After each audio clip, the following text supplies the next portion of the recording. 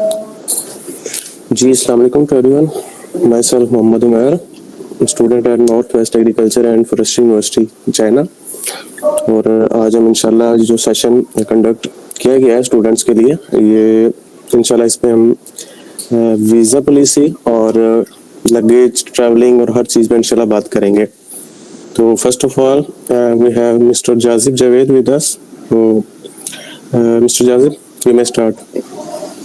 अच्छा उमर, पहले नईम भाई से पूछ लें कि उन्होंने वीज़ा कैसे अप्लाई किए, फिर फर्दर मेरे ख्याल में डिस्कस करते हैं। चलें, ठीक है जी। शाहिद नदीम भाई, पहले आप स्टार्ट कीजिएगा, ज़रा थोड़ा सा अपना एक रियल टाइम एक्सपीरियंस बता दें स्टूडेंट्स को। अस्सलाम वालेकुम सब दोस्तों को मेरी तरफ से सबसे पहले तो बहुत बहुत मुबारक हो कि आप लोग, वी आर ऑल लकी कि हम लोग एडमिशन लेने में कामयाब हो गए हैं ना। तो अब एडमिशन आप लोगों का कंफर्म हो चुका है सबका। अब परेशान किसी ने नहीं होना, क्योंकि वीज़ा लगना चाइना का कंफर्म है। जब स्टूडेंट वीज़ा होता है आपका तो 99% आप लोगों का वीज़ा लगता है, मतलब रिजेक्शन नहीं होती। तो इशू ये है कि बस अब आप लोगों ने अप्लाई करना है और आपका वीज़ा लगेगा। अब अप्लाई करने के लिए हम लोग जो होते हैं बहुत ज़्यादा वरीड हो रहे होते हैं कि कौन सी डॉक्यूमेंटेशन होगी, कैसे होगा, क्या होगा, तो प्रॉपर डॉक्यूमेंट नहीं होगी तो क्या होगा, ये चीज़ें होती हैं। तो 26 जून से पहले तक जो चल रहा था सिस्टम, उसमें ये होता था कि आप फिजिकली जाते थे जेरी ऑफिस अपने सारे डॉक्यूमेंट लेके। तो अगर तो वो ओके होते थे, ठीक थे, नहीं तो फिर वो आपको वापस भेज देते थे कि नहीं ये डॉक्यूमेंट पूरा करो, ऐसे करो। तो अभी ये इस साल ये सारे लोग जो हैं बहुत लकी हैं कि ऑनलाइन सिस्टम हो गया है। अब ऑनलाइन सिस्टम का जो सबसे बड़ा फ़ायदा ये है कि आप लोगों के फजूल के चक्कर नहीं लगेंगे इस्लामाबाद के या लाहौर के। होता क्या था, पहले आप अपने एजुकेशन डॉक्यूमेंट लेके आ रहे थे, पुलिस वेरिफिकेशन लाते थे, तो वो QR कोड नहीं स्कैन हो रहा, मुफा से प्रॉपर्ली वेरीफाई नहीं है, उसका QR स्कैन नहीं हो रहा, या आपका पुलिस एक्सपीरियंस सही नहीं बना हुआ, तो आपको चक्कर लग जाता था। तो जिस दिन मैं भी गया था उस दिन एक लड़का आया, वो था पेशावर से, तो उसका ये 5वां चक्कर था। क्योंकि हर दफ़ा अब वीज़ा ऑफिसर क्या करते थे कि जब आपको अपनी प्रोफाइल उनके सामने रखते थे, तो जो एक पहला डॉक्यूमेंट उनके सामने आता था ठीक नहीं था, वो बाकी देखने की जहमत भी नहीं करते ना, उनके पास इतना टाइम ही होता है। तो वो उसी के बेस पे कहते थे जाएं, इस पे ये इशू है तो ये ठीक हो जाए पहले, तो आप लोग वापस चले जाते, अगले चक्कर में आते, तो ऐसे चक्कर पे चक्कर लगते थे। तो अब ये जो ऑनलाइन सिस्टम हो गया है, इससे ये होगा कि आप लोग अपने प्रॉपर्ली वो अप्लाई करेंगे एप्लीकेशन पे और अपने डॉक्यूमेंट अपलोड कर देते हैं। जो भी डॉक्यूमेंट, फर्ज करो किसी डॉक्यूमेंट कमी बेशी होती है, वो देखते हैं और आपको वापस भेज देते हैं मॉडिफाई करने के लिए, और आप उसको प्रॉपर्ली दोबारा अपलोड कर देंगे। तो उससे ये होगा कि आप लोग एक ही चक्कर में आएंगे और आपका काम हो जाएगा। ठीक है। तो मेरा जो एक्सपीरियंस था, मैंने तो वो फिजिकली ही गया था, और इसलिए कि मैं इस्लामाबाद में रहता हूँ, मुझे ये टेंशन नहीं थी कि कोई डॉक्यूमेंट अगर ठीक नहीं होगा तो फिर जाना मुश्किल होगा ना। तो लकीली मैं जिस फर्स्ट डे गया तो मेरे डॉक्यूमेंट ओके हो गए। तो तकरीबन जो जेरी ऑफिस है वो सुबह 9 बजे खुल जाता है, और आप 9 बजे पहुँच जाए, कोई मसला नहीं, 9:30 10 चले जाए, उधर रश वश कोई नहीं होता। इस्लामाबाद ऑफिस की मैं बात कर रहा हूँ, और बड़ा फ्रेंडली इन्वायरमेंट होता है, सारे पाकिस्तानी होते हैं, और बस आप लोग अपने वो 1-2 काउंटर बने हुए जाते हैं, आप एक टोकन लेते हैं, और उसके बाद वो वीज़ा ऑफिसर आपके डॉक्यूमेंट वगैरह चेक करते हैं और फिर फ़ी पे करते हैं, और उसके बाद बस आप वापस हो जाते हैं, और हार्डली आधा घंटा आपको सारे प्रोसेस में लगता है। तो डॉक्यूमेंट जो है रिक्वायर्ड डॉक्यूमेंट, वो तो नंबर ऑफ टाइम ग्रुप में मैसेजेस में शेयर हो चुका है जो रिक्वायर्ड डॉक्यूमेंट है। 6 से 7 डॉक्यूमेंट है जो बहुत मैंडेटरी हैं, जिनके ओरिजिनल और कॉपीज होना ज़रूरी है। तो बाकी एजुकेशन वगैरह बस सी करते हैं और बस वापस कर देते हैं, और एक्सपीरियंस लेटर वगैरह जो भी है इस तरह के बस फॉर्मेलिटीज़ होते हैं। क्योंकि जैसे मैंने, हो सकता है मैं वीज़ा अप्लाई करने पहले चले जाता, लेकिन मेरे पास NOC नहीं था अपने इदारे से, क्योंकि मैं गवर्नमेंट जॉब करता हूँ। तो मैं NOC लेकर गया था जिस दिन जाना था, तो उन्होंने मेरी NOC देखी भी नहीं और पूछा भी नहीं, मतलब उन्हें उस चीज़ से कंसर्न ही नहीं था। क्योंकि आपके स्टूडेंट वीज़ा के लिए जो आपका JW फॉर्म, एडमिशन लेटर, ये 2 डॉक्यूमेंट बहुत इंपॉर्टेंट है। अगर ये 2 डॉक्यूमेंट आपके पास हैं तो आप वीज़ा के लिए जा सकते हो। बाकी डॉक्यूमेंट जो है वो सपोर्टिंग डॉक्यूमेंट है, जैसे पुलिस वेरिफिकेशन, एजुकेशनल, ये वो, तो वो चीज़ें बस होना ज़रूरी हैं, और वो जो रिक्वायरमेंट और फॉर्मेलिटीज़ आपने पूरी करनी है, चले जाना है और जमा करवा देना है। तो जब सबमिट हो जाते हैं वो विदिन 1 वीक का टाइम देते हैं, और जिस डेट का आपको लिखा होता है कलेक्शन डेट, आप उस डेट को जाते हैं तो आपका वीज़ा लग के मिल जाता है। तो स्टूडेंट वीज़ा रिजेक्ट नहीं होता, 99% स्टूडेंट वीज़ा लगता ही लगता है। ठीक है। तो इसलिए इस बात पे परेशान नहीं होना कि वीज़ा लगेगा या नहीं लगेगा। तो आप कोशिश करें कि अपने डॉक्यूमेंट जो ग्रुप में बार बार मेंशन कर रहे हैं, जाजिब साहब भी और उमैर साहब भी, तो आप इनकी गाइडलाइन को फॉलो करें और उस तरह अपनी प्रोफाइल बनाएं और लेकर जाएं, इंशाल्लाह वीज़ा लगेगा। और अगर उसके बावजूद भी आप लोगों को इस्लामाबाद में मेडिकल में या जरी ऑफिस में किसी को कोई इशू होता है तो मुझसे कॉन्टैक्ट कर सकते हैं, तो I will help you and support you. और अगर किसी का भी कोई क्वेश्चन है वो पूछ सकते हैं ग्रुप में भी। जी thank you very much Nadeem भाई, आपने अपना वो एक्सपीरियंस शेयर किया स्टूडेंट के साथ। जी बिल्कुल, this was the main difference between last year visa process and this year visa process. Last year तक ये ऑनलाइन सिस्टम नहीं था, मतलब ऑनलाइन एप्लीकेशन तो हमने फिल करनी थी लेकिन उसमें डॉक्यूमेंट्स अपलोड नहीं करने थे। तो स्टूडेंट्स क्या करते थे, अपने डॉक्यूमेंट्स लेके जेरिस ऑफिस में पहुंच के फिर वहां पे जाके अगर उनको कोई इशू आता तो वहां से वापस आते थे। लेकिन अब इन्होंने जो चेंज किया है, डॉक्यूमेंट्स आप लोगों ने ऑनलाइन अपडेट करने हैं। उसमें अगर कोई भी इशू आता है, कोई लेट्स सपोज किसी क्यूआर कोड में, ठीक है, तो वो आपको ऑनलाइन ही जो है ना वो इशू आपका बता देते हैं। तो आई थिंक ये बहुत बड़ी टाइम सेविंग स्ट्रेटेजी है उनकी तरफ से। तो बाकी ये है कि एक आपकी मैं करेक्शन कर दूं थोड़ी सी, नदीम भाई, आप गए हैं थोड़े अर्ली डेज में। अर्ली डेज में रश कम होता है, ठीक है। आप जैसे जैसे ये जुलाई का मंथ एंड होता जाएगा ना तो रश बहुत बढ़ता जाएगा और स्टूडेंट्स ने क्या करना है, बेशक लाहौर जाना है, बेशक इस्लामाबाद जाना है, as soon as possible morning में पहुंचना है, क्योंकि फिर लाइन बहुत लंबी लग जाएगी। आई स्टिल रिमेम्बर, मैंने अपना अगस्त में किया था, तो मतलब कह रहा हूँ कि विद इन सेकंड जैसे मेरे पीछे लाइन बढ़ रही थी ना, तो इसमें ये है कि फिर वही स्टूडेंट ज्यादा सक्सेसफुल रहते हैं जो टाइम लेते हैं, वरना फिर बहुत लेट फ्री होते हैं। और आपको तो हार्डली आधा घंटा लगा है, यूजुअली टाइम ज्यादा लगता है। मे बी जुलाई के महीने में टाइम कम लगे, लेकिन अगस्त के महीने में जिन स्टूडेंट्स ने अप्लाई करना है, क्योंकि यहाँ पे हमारे पास कुछ स्टूडेंट्स ऐसे भी हैं जो कि फ्रेश ग्रेजुएट हैं और अगर उनको भी उनके डॉक्यूमेंट्स नहीं मिले, तो जब उनको उनके डॉक्यूमेंट्स मिलेंगे तो वो जब अगस्त में जाएंगे तब आपने कोशिश करना है कि टाइम का ख्याल रखना है, अर्ली मॉर्निंग में पहुंचना है। और बाकी वीजा की रिजेक्शन के हवाले से भी मैंने ग्रुप में वॉइस नोट किए थे। दो चीजें हैं जो मेनली आपने ख्याल करनी है। पहली तो ये है कि आपको क्यूआर कोड मोफा का के जितने भी हैं वो वर्किंग होने चाहिए। जिस दिन आपने जाना है, ये नदीम भाई आप अपना माइक म्यूट कीजिएगा प्लीज। अच्छा, आप लोगों ने जिस दिन जाना है ना, तो एक तो मोफा के क्यूआर कोड वो उस पे वो अच्छी तरह स्कैन करके जाना है कि वो वर्क कर रहे हैं। और दूसरा ये है कि पिक्चर जो आपकी होनी चाहिए वो उनकी डायमेंशंस के अकॉर्डिंग ही होनी चाहिए। उसकी जो भी डायमेंशन है वो मैंने ग्रुप में शेयर कर दी है। तो वो 33x48 mm की वाइट बैकग्राउंड की एक क्लियर पिक्चर होनी चाहिए जो कि बिल्कुल भी ब्लर नहीं होनी चाहिए, ठीक है। और उसमें ये है कि आपने ग्लासेस नहीं पहनने, ठीक है। आपके जो प्रॉपर फोरहेड और ईयर्स हैं ये नजर आने चाहिए, अदरवाइज वो इस बेसिस पे लास्ट ईयर वीजा रिजेक्ट भी हुआ। बाकी इसके अलावा कोई इशू नहीं होता स्टूडेंट के वीजा के ऊपर, और वो वाकई 99% एक्सेप्ट होता है और स्टाफ भी बड़ा कोऑपरेटिव होता है, इस वाले से आपने परेशान नहीं होना। बाकी ये है कि इंशाल्लाह अभी जाजिब जावेद डिटेल में ईच एंड एवरीथिंग को एक्सप्लेन करेंगे इंशाल्लाह। जी जाजिब भाई, ओवर टू यू। जी अस्सलाम वालेकुम। अच्छा, सबसे पहले तो मुबारक हो सबको, क्योंकि स्कॉलरशिप की जो जर्नी है ये इतनी आसान नहीं होती कि बंदा जो है कि इजीली हासिल कर ले। तो ऑब्वियसली आपको, स्पेशली जो चाइना है, इसके लिए जो है आपको ज़्यादा तगदो करनी पड़ती है और एक टाइम पीरियड भी जो है इसका ज़्यादा होता है। तो इसलिए जो है वो मुबारक हो आप सबको। अच्छा उमैर, मुझे बताइएगा कि स्क्रीन मेरी जो है वो स्लाइड शो हो रही है जस्ट? जी आपकी स्लाइड शो हो रही है, आप इसको फुल मोड में कर लें, प्रेजेंटेशन मोड। जी ठीक है, ओके।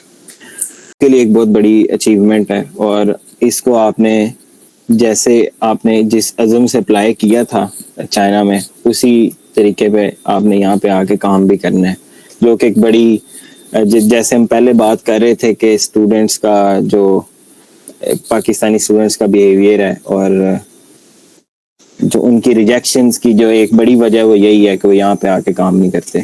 खैर ये एक ऑफ टॉपिक बात है, तो आज हम सिर्फ डॉक्यूमेंट प्रिपरेशन की बात करेंगे कि चाइना में आप वीज़ा और यूनिवर्सिटी में भी आपने आके रजिस्ट्रेशन करनी होती है, तो वो कौन से डॉक्यूमेंट्स होते हैं। उसके अलावा जो एसेंशियल ऐप्स हैं या लगेज वगैरह, वो हम उस पर बात करेंगे। तो मेरा नाम जाजिब जावेद है और मैं चाइना एग्रीकल्चर यूनिवर्सिटी में मास्टर्स कर रहा हूँ, जो कि मेरा लास्ट ईयर अब स्टार्ट होना है। तो आज जो है वो सबसे पहले हम बात करेंगे डॉक्यूमेंट प्रिपरेशन की। वीज़ा के लिए जो आपके डॉक्यूमेंट्स कौन कौन से रिक्वायर्ड हैं, फिर उसकी जो वीज़ा एप्लीकेशन है, जो कि शायद नदीम भाई ने आपको एक्सप्लेन कर दिया कि एक जो रियल टाइम एक्सपीरियंस है वो कैसा होता है। मैं आपको अपना भी बताऊंगा कि कौन कौन सी चीज़ें जो मेरे से उन्होंने मांगी थी। कुछ चीज़ों का डिफरेंस भी हो सकता है, ये टोटली जो है वो आपके वीज़ा ऑफिसर पे डिपेंड करता है। वो आपसे कुछ डॉक्यूमेंट्स एक्स्ट्रा भी मांग सकते हैं। इसलिए मैं कहता हूँ कि आप जो है वो डॉक्यूमेंट्स, जो ऑप्शनल डॉक्यूमेंट्स हैं, वो अपने पास रखें। इन केस वो आपसे मांगे तो आप उसको दे दें, ताकि आपको जो है वो चक्कर ना लगाना पड़े दोबारा। उसके बाद जो है यहाँ पे आके आपने अपनी यूनिवर्सिटी में रजिस्ट्रेशन करवानी होती है। फिर आपने अपना जो है वो टेम्परेरी रेजिडेंस परमिट अप्लाई करना होता है, जो कि उसका भी मैं आपको बताऊंगा कि उसके क्या डॉक्यूमेंट्स होते हैं। जो कि वो भी, क्योंकि स्टूडेंट्स जब यहाँ पे आते हैं आपको काफ़ी चीज़ें जो है एकदम से फेस करनी पड़ती हैं, तो उसके लिए भी आपको प्रिपेयर रहना पड़ता है स्टार्ट में। फिर जो है वो कौन कौन सी चीज़ें आप चाइना में लेके आए जो कि इसेंशियल चीज़ें हैं, तो उस पर थोड़ी बात करेंगे। सबसे पहले एक सेकंड वो तमाम स्टूडेंट्स जो चैट्स में क्वेश्चन पूछ रहे हैं ना, वो जरा वेट कर लीजिएगा। सेशन के एंड पे हम इंशाल्लाह क्वेश्चन और आंसर को एंटरटेन करेंगे क्वेश्चन को। और जितने स्टूडेंट्स हैंड रेज कर रहे हैं वो भी जरा वेट कर लें कि एक दफा जब सारे टॉपिक्स कवर हो जाएंगे, अपने जो भी क्वेश्चन हैं वो साइड पे नोट कर लें आप लोग, तो फिर इंशाल्लाह हम लोग इस पे बात करेंगे डिटेल से। आपके हर क्वेश्चन का आंसर करके हम ये सेशन एंड करेंगे इंशाल्लाह। इट्स ओके, कोई मसला नहीं। आप अपना जो चैट में क्वेश्चन अपने लिख सकते हैं, तो बाकी सबको जो है वो चांस दिया जाएगा कि जो सेशन के एंड पे आप अपना क्वेश्चन पूछ सकते हैं, जो भी आपको इशू है।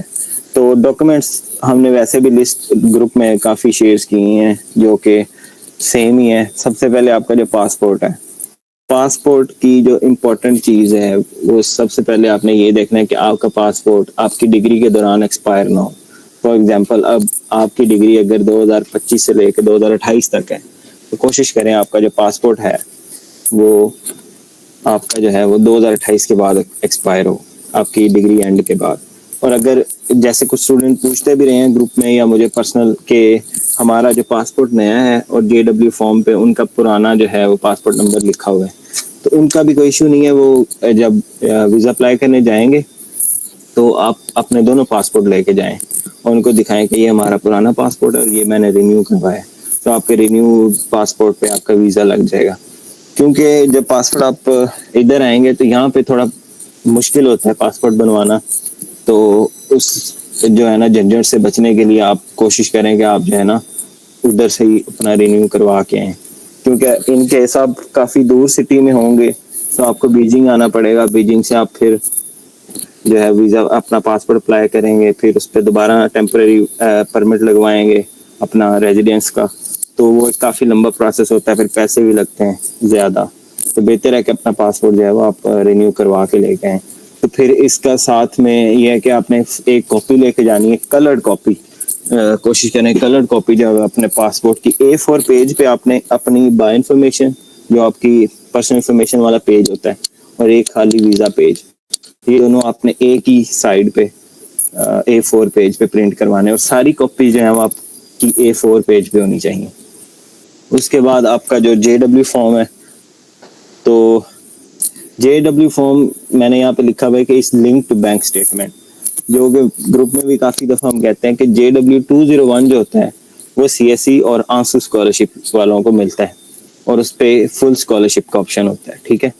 तो उनके लिए कोई बैंक स्टेटमेंट का चक्कर नहीं होता, ठीक।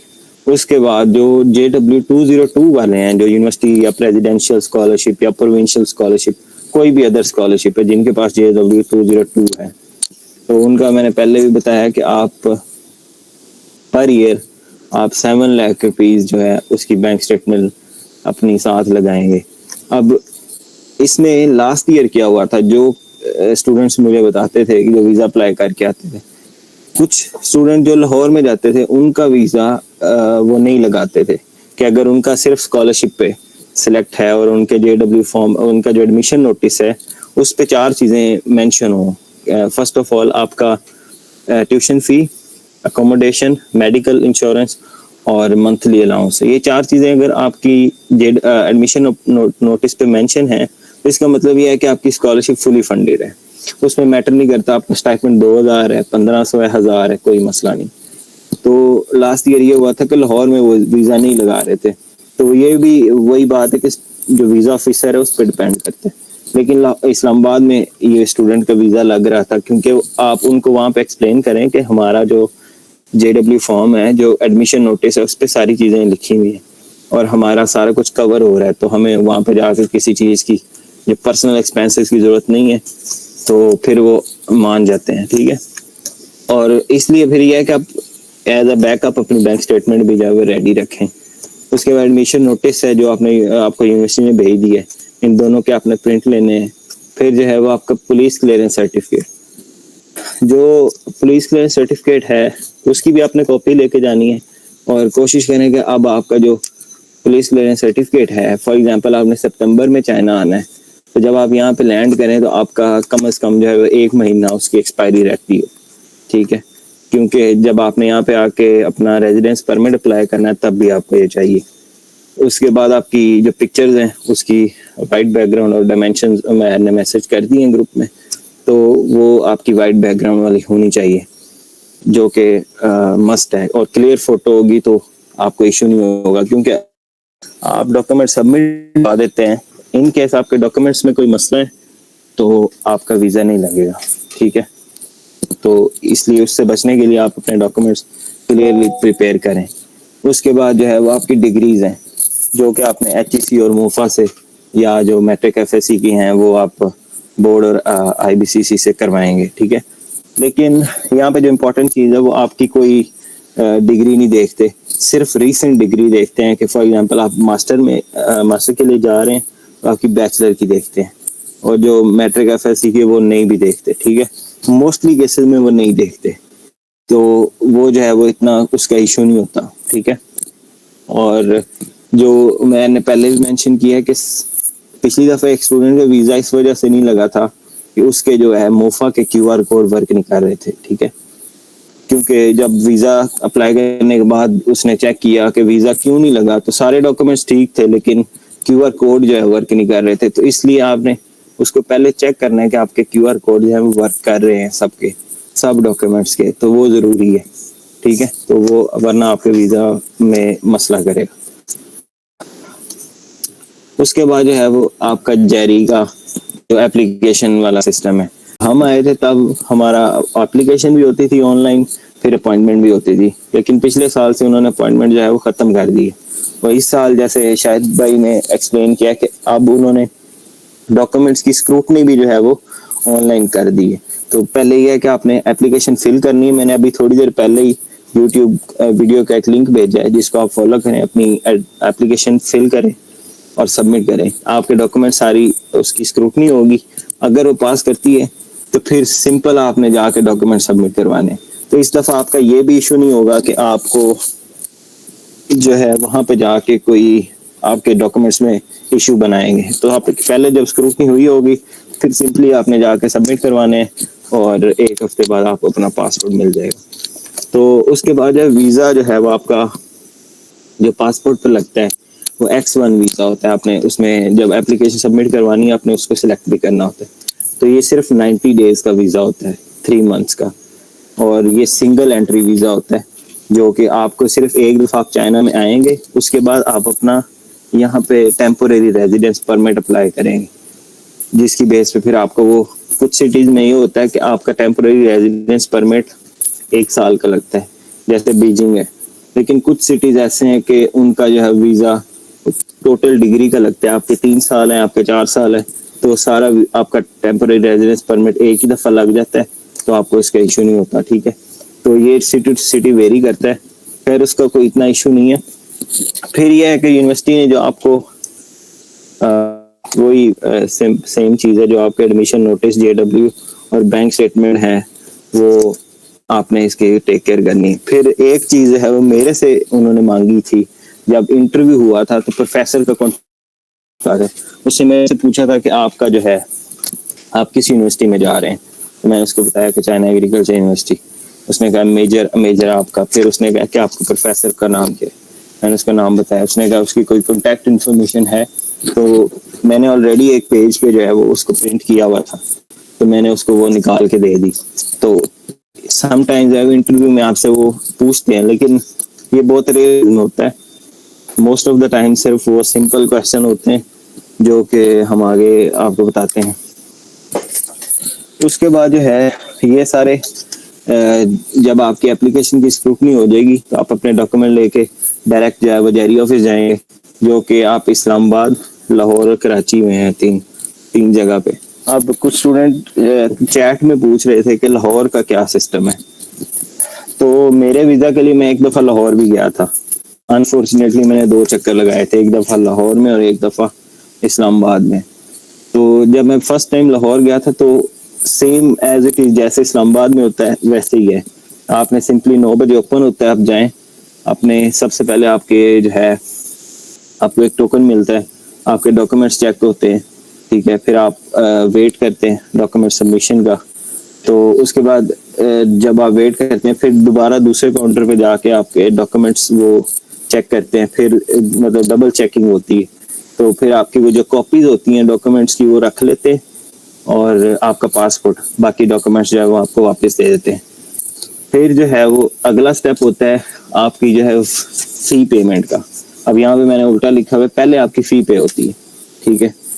फी आप पे करते हैं, ये पहले होती है, बाद में मुझे एग्जैक्ट याद नहीं है, लेकिन ये दोनों चीज़ें बस साथ ही हैं कि आपने पहले फ़ी पे करनी है, फिर आपके पास वो फ़ी की स्लिप होती है और इंटरव्यू जो है वो आपका 2 या 3 मिनट का सिंपल इंटरव्यू होता है। आपसे वो पूछते हैं कि आपकी यूनिवर्सिटी कौन सी है, आपका मेजर कौन सा है, आपकी स्कॉलरशिप कौन सी है, ठीक है। समटाइम्स वो पूछ लेते हैं कि आपके पास बैंक स्टेटमेंट है, तो वो पूछते हैं कि आपकी कौन सी स्कॉलरशिप है, या ये इसकी जो अमाउंट है वो किसने दी है आपको, ठीक है। इस तरह की चीज़ें, तो वो बिल्कुल सिंपल क्वेश्चन होते हैं, बस आपने पैनिक नहीं करना, आपने उसको सिंपली जो भी चीज़ें हैं उसके जवाब देने हैं और बस, ताकि उसको ये ना लगे कि बंदा थोड़ा कंफ्यूज है। सिंपल क्वेश्चन होते हैं, आप उसको बस आप कॉन्फिडेंटली उसको आंसर करें। फिर जो है वो आपका पासपोर्ट सबमिट हो जाता है और आपको एक स्लिप मिलती है कि जिसपे आपकी कलेक्शन डेट लिखी होती है। उसके अलावा ये है कि हमारे टाइम पे ये होता था कि हम पासपोर्ट का स्टेटस चेक कर सकते थे।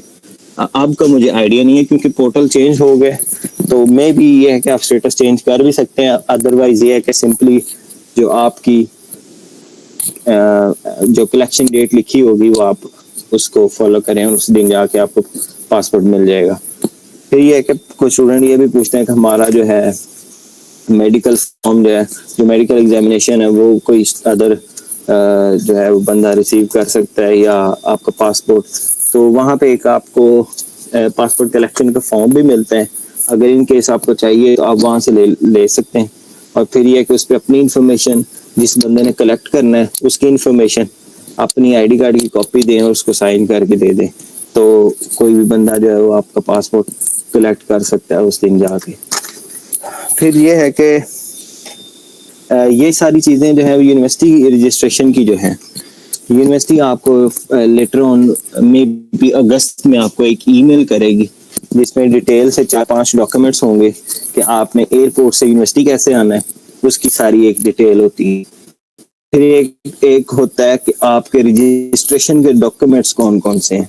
यूनिवर्सिटी की रजिस्ट्रेशन होती है कि आपने ISO में रजिस्ट्रेशन करनी, वो उसकी, क्योंकि अब आप हर बंदे के नोटिस पे एक डेट लिखी होगी कि फलां डेट को, फॉर एग्जांपल 22 सितंबर को जो है ना आपने यहाँ पे रजिस्टर करना है यूनिवर्सिटी में, उस दिन आपने जो है रजिस्ट्रेशन करनी होती है।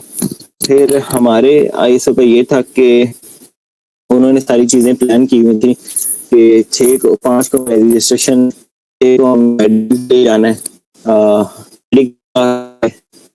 दोबारा बात करते हैं मेडिकल वीज़ा के लिए, मैंने मेंशन नहीं की उसकी रिक्वायरमेंट है, तो ये क्लियर कट चीज़ है कि वीज़ा के लिए आपको मेडिकल फॉर फिजिकल एग्जामिनेशन की कोई ज़रूरत नहीं है। वो सिर्फ और सिर्फ आपने जब यहाँ पे आना है आपके टेम्पोररी रेजिडेंस परमिट के लिए वो ज़रूरी है।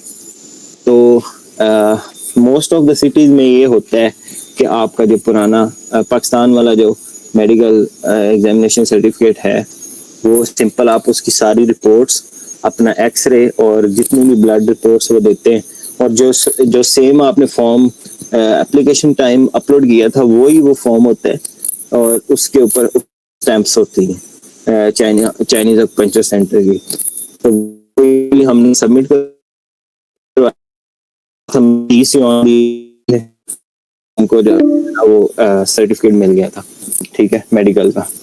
उसके बाद जो है फिर यूनिवर्सिटी आपको जो है ना एक फॉरेन इसका मेडिकल का और रेजिडेंस परमिट के लिए भी हमें ले गए थे, ठीक है। वो डेजिग्नेटेड ऑफिसर्स होते हैं वहाँ पे आपने, फिर ये है कि रजिस्ट्रेशन के बाद आपको यूनिवर्सिटी कुछ एक स्टूडेंट का एप्लीकेशन फॉर्म भी देती है जो कि आपके टेम्परेरी रेजिडेंस परमिट के लिए चाहिए होता है, वो आपने लेके जाना होता है साथ जब आपने टेम्परेरी रेजिडेंस परमिट अपना लगवाना है, ठीक है।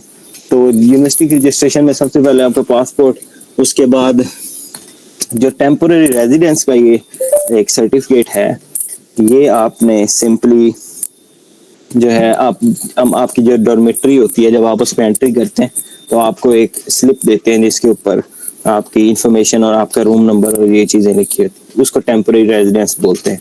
वो भी आपने आईएसओ में रजिस्ट्रेशन के टाइम दिखाना होता है उसकी कॉपी, क्योंकि आप फॉर एग्जांपल आपकी रजिस्ट्रेशन डेट से आप 1-2 दिन पहले ही जाते हैं तो ये आपको उससे पहले आपको मिल जाता है। उसके बाद आपकी recent degree, for example master में है तो बैचलर की, अगर आप पीएचडी में है तो आपकी मास्टर और बैचलर दोनों डिग्रीज हैं, ओरिजिनल डिग्रीज। अब यहाँ पे कंफ्यूजन है, स्टूडेंट्स पूछते हैं कि हमारा जो है वो प्रोविजनल सर्टिफिकेट से गुजारा हो जाएगा। डिग्री जो है वो टोटली मस्ट है आपका यहाँ पर रजिस्ट्रेशन के लिए, ठीक है। अगर आपके पास डिग्री नहीं है तो आपको कभी भी आपको यूनिवर्सिटी में आपकी नहीं हो सकती, ठीक है। तो अगर किसी का इस तरह का इशू है वो अपनी आईएसओ से बात करे कि मैं 10 दिन 15 दिन लेट आऊंगा रजिस्ट्रेशन डेट से, वो आप लेट आ सकते हैं, उसका कोई इशू नहीं। आप सिंपली आपने आईएसओ को, इंटरनेशनल स्टूडेंट ऑफिस को इन्फॉर्म करना है कि मैंने रजिस्ट्रेशन डेट 5 है लेकिन मैं 20 को आऊँगा और मेरा कोई पर्सनल इशू है, ठीक है, तो वो आपको अलाउ कर देते हैं। बस ये है कि आप अपनी डिग्री लेके हैं लाजमी, ठीक है। उसके बाद पुलिस क्लियरेंस है, इसकी वैलिडिटी 1 महीना लाजमी होनी चाहिए। आपका जो फॉरेन फिजिकल एग्जामिनेशन है इसकी भी जो वैलिडिटी है 1 महीना लाजमी होनी चाहिए जब आप इधर आए। उसके बाद आपका जेडब्ल्यू फॉर्म और एडमिशन नोटिस, ये भी आपने ओरिजिनल साथ इधर लेके आने हैं यूनिवर्सिटी की रजिस्ट्रेशन के टाइम पे। उसके बाद फिर जो आपका रेजिडेंस परमिट है उसके लिए भी आपका passport, temporary residence, police clearance और वाले देंगे, वो भी आपने साथ लेके आना, वो मैं इधर मेंशन करना भूल गया। उसके बाद एक मेरे जहन में बात आ गई कि आपका जो एडमिशन नोटिस और जेडब्ल्यू फॉर्म है, ये आपका जो शोल्डर बैग होगा जब आपने चाइना आना है तो ये आपके पास होना चाहिए। जब आप चाइना एंटर होंगे और आपकी इमिग्रेशन होगी एयरपोर्ट पे, तो वहाँ पे आपसे उन्होंने ओरिजिनल डॉक्यूमेंट्स आपके सारे चेक करने। तो आपके जो सारे ओरिजिनल डॉक्यूमेंट्स हैं, आपकी degree, JW form, admission notice, ये 2 चीज़ें तो बहुत मस्ट है ना। फॉर एग्जांपल आपका लाहौर में भी, अगर आप लाहौर से आ रहे हैं उस एयरपोर्ट पे भी, और स्पेशली जब आप यहाँ पे इमिग्रेशन करेंगे तो ये आपके लाजमी चेक होने हैं। तो ये अपने शोल्डर बैग में रखने हैं सब ने। तो ये आपकी जो है बेसिकली 2 चीज़ें ही होनी इधर आके, यूनिवर्सिटी की रजिस्ट्रेशन आईएसओ में, फिर आपका रेजिडेंस परमिट, वो लगने के बाद आपको जो है वो आपका यूनिवर्सिटी का ख़त्म हो जाता है। बाकी कुछ चीज़ें होती हैं, कोर्स एनरोलमेंट और ये वो आपको मोस्टली आपके लैबमेट्स जो है वो गाइड कर देते हैं, तो उसका इतना इशू नहीं होता। बाकी इनकी कुछ कॉस्ट भी होती है, जैसे कि आपका रेजिडेंस परमिट है, उसके अगर आपका 1 साल का लगता है तो आपके 400 युआन लगेंगे, ठीक है, और वो आपने खुद पे करने हैं 400 युआन, ठीक है, वो यूनिवर्सिटी आपको नहीं देगी। मेडिकल इंश्योरेंस आपको यूनिवर्सिटी ऑलरेडी बाय कर लेगी, वो आपको बाय करने की ज़रूरत नहीं है, लेकिन जिनका इंक्लूड नहीं है स्कॉलरशिप में वो जो है वो लाजमी करवा के हैं। सीएससी वाले और जो अदर यूनिवर्सिटी स्कॉलरशिप जिनका चारों चीज़ें एडमिशन नोटिस पे मेंशन है उनको फिक्र करने की जरूरत नहीं है। जिनका मेंशन नहीं है सिर्फ वो जो है वो अपनी इंश्योरेंस बाय करेंगे, जो जिस कॉस्ट अराउंड मेरे ख्याल में 800 युआन है, ठीक है। रेजिडेंस परमिट का 400 युआन, फिर आप यहाँ पे आके सिम लेंगे। अगर सिम फॉर एग्जांपल 100 रुपए की सिम है और कोई 400 का पैकेज है, 1 ईयर पैकेज, जिसमें इंटरनेट और एसएमएस और कॉल सारा कुछ होता है, तो 1 साल का पैकेज होता है, जो कि मैंने खुद लिया था, तो 500 युआन उसके लगते हैं। तकरीबन आपके कुछ पैसे जो है वो यहाँ पे आके भी लगते हैं। जैसे आप एयरपोर्ट से यूनिवर्सिटी आएंगे तो कोई उस टैक्सी के पैसे लगेंगे जो कि 100 युआन हो सकता है। तो कोशिश करें कि टैक्सी के पैसे आप जो है कैश में लेके आएँ, जो क्योंकि समटाइम आपको एयरपोर्ट पे इंटरनेट नहीं मिलता, तो सिंपली आप उसको कैश दें और चलाएं काम अपना, क्योंकि वैसे यहाँ पे कैश जो है वो यूज़ नहीं होता। लेकिन फर्स्ट टाइम जो आते हैं स्टूडेंट्स, उनके लिए यही है कि आप कैश लेके आएँ ताकि आपको स्टार्ट में कोई इशू ना हो। उसके बाद ये कुछ यूज़फुल ऐप्स हैं, आप इसको लाजमी लिख लें अपने नोट्स पे या इसका स्क्रीनशॉट ले लें, जैसे भी। सबसे पहले वीचैट आपको सबके पास ऑलरेडी होगा।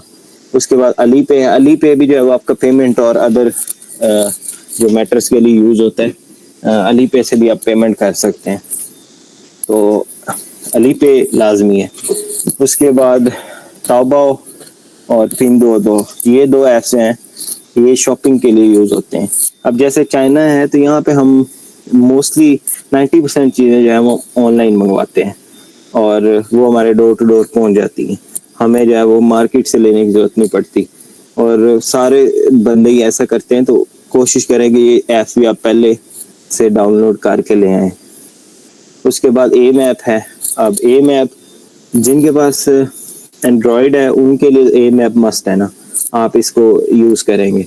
लेकिन जिनके पास iOS है, एप्पल है, वो अपना जो है वो एप्पल मैप यूज़ कर सकते हैं। एप्पल मैप जो है वो एक्यूरेट होता है चाइना में, और इजीली आपको इंग्लिश में जो है वो अवेलेबल है। फिर जो है VPN, विपनीफाई जो है और गो VPN। विपनीफाई जो है वो सबसे बेस्ट है, मैं खुद यही करके आया था, और ये दोनों में चलता है, एंड्रॉयड में भी और iOS में भी। तो ये सिंपली आपने ये पहले 3, 4, 5 VPN करके लाने, क्योंकि यहाँ पे आपकी कोई ऐप नहीं चलेगी, कोई इंस्टाग्राम, फेसबुक, व्हाट्सएप, नथिंग। तो आपको यहाँ पे VPN की जरूरत पड़नी जैसे ही आपने लैंड होना है, तो अपने VPN आपने पहले डाउनलोड करके लाने हैं। फिर ये है कि लैपटॉप के लिए आपका क्लैश VPN है, उसके अलावा भी काफ़ी हैं। तो लैपटॉप के लिए जो है वो सिंपली आपको बाय करना पड़ता है, ठीक है। तो वो जो है आप यहाँ पे आके इजीली बाय कर सकते हैं, क्योंकि लैपटॉप पे भी कोई वेबसाइट नहीं चलेगी विदाउट VPN। फिर अगर इन केस आपको कहीं ट्रैवल भी करना पड़ता है, या अभी आप अभी बुक करना चाहते हैं, कुछ स्टूडेंट होते हैं कि वो एयरप्लेन से आते हैं बीजिंग फॉर एग्जांपल, तो फिर वो दूसरे सिटीज़ में ट्रेन से जाते हैं। तो अगर आप उसके लिए कोई टिकट बुक करना चाहते हैं रेलवे की, तो ये रेलवे की ऐप और ये इंग्लिश में अवेलेबल है, तो यहाँ पे आप सिंपली जो है वो अपना टिकट्स बुक कर सकते हैं। उसके अलावा काफ़ी एक मैं आपको शायद PDF दिखाता हूँ, जिसमें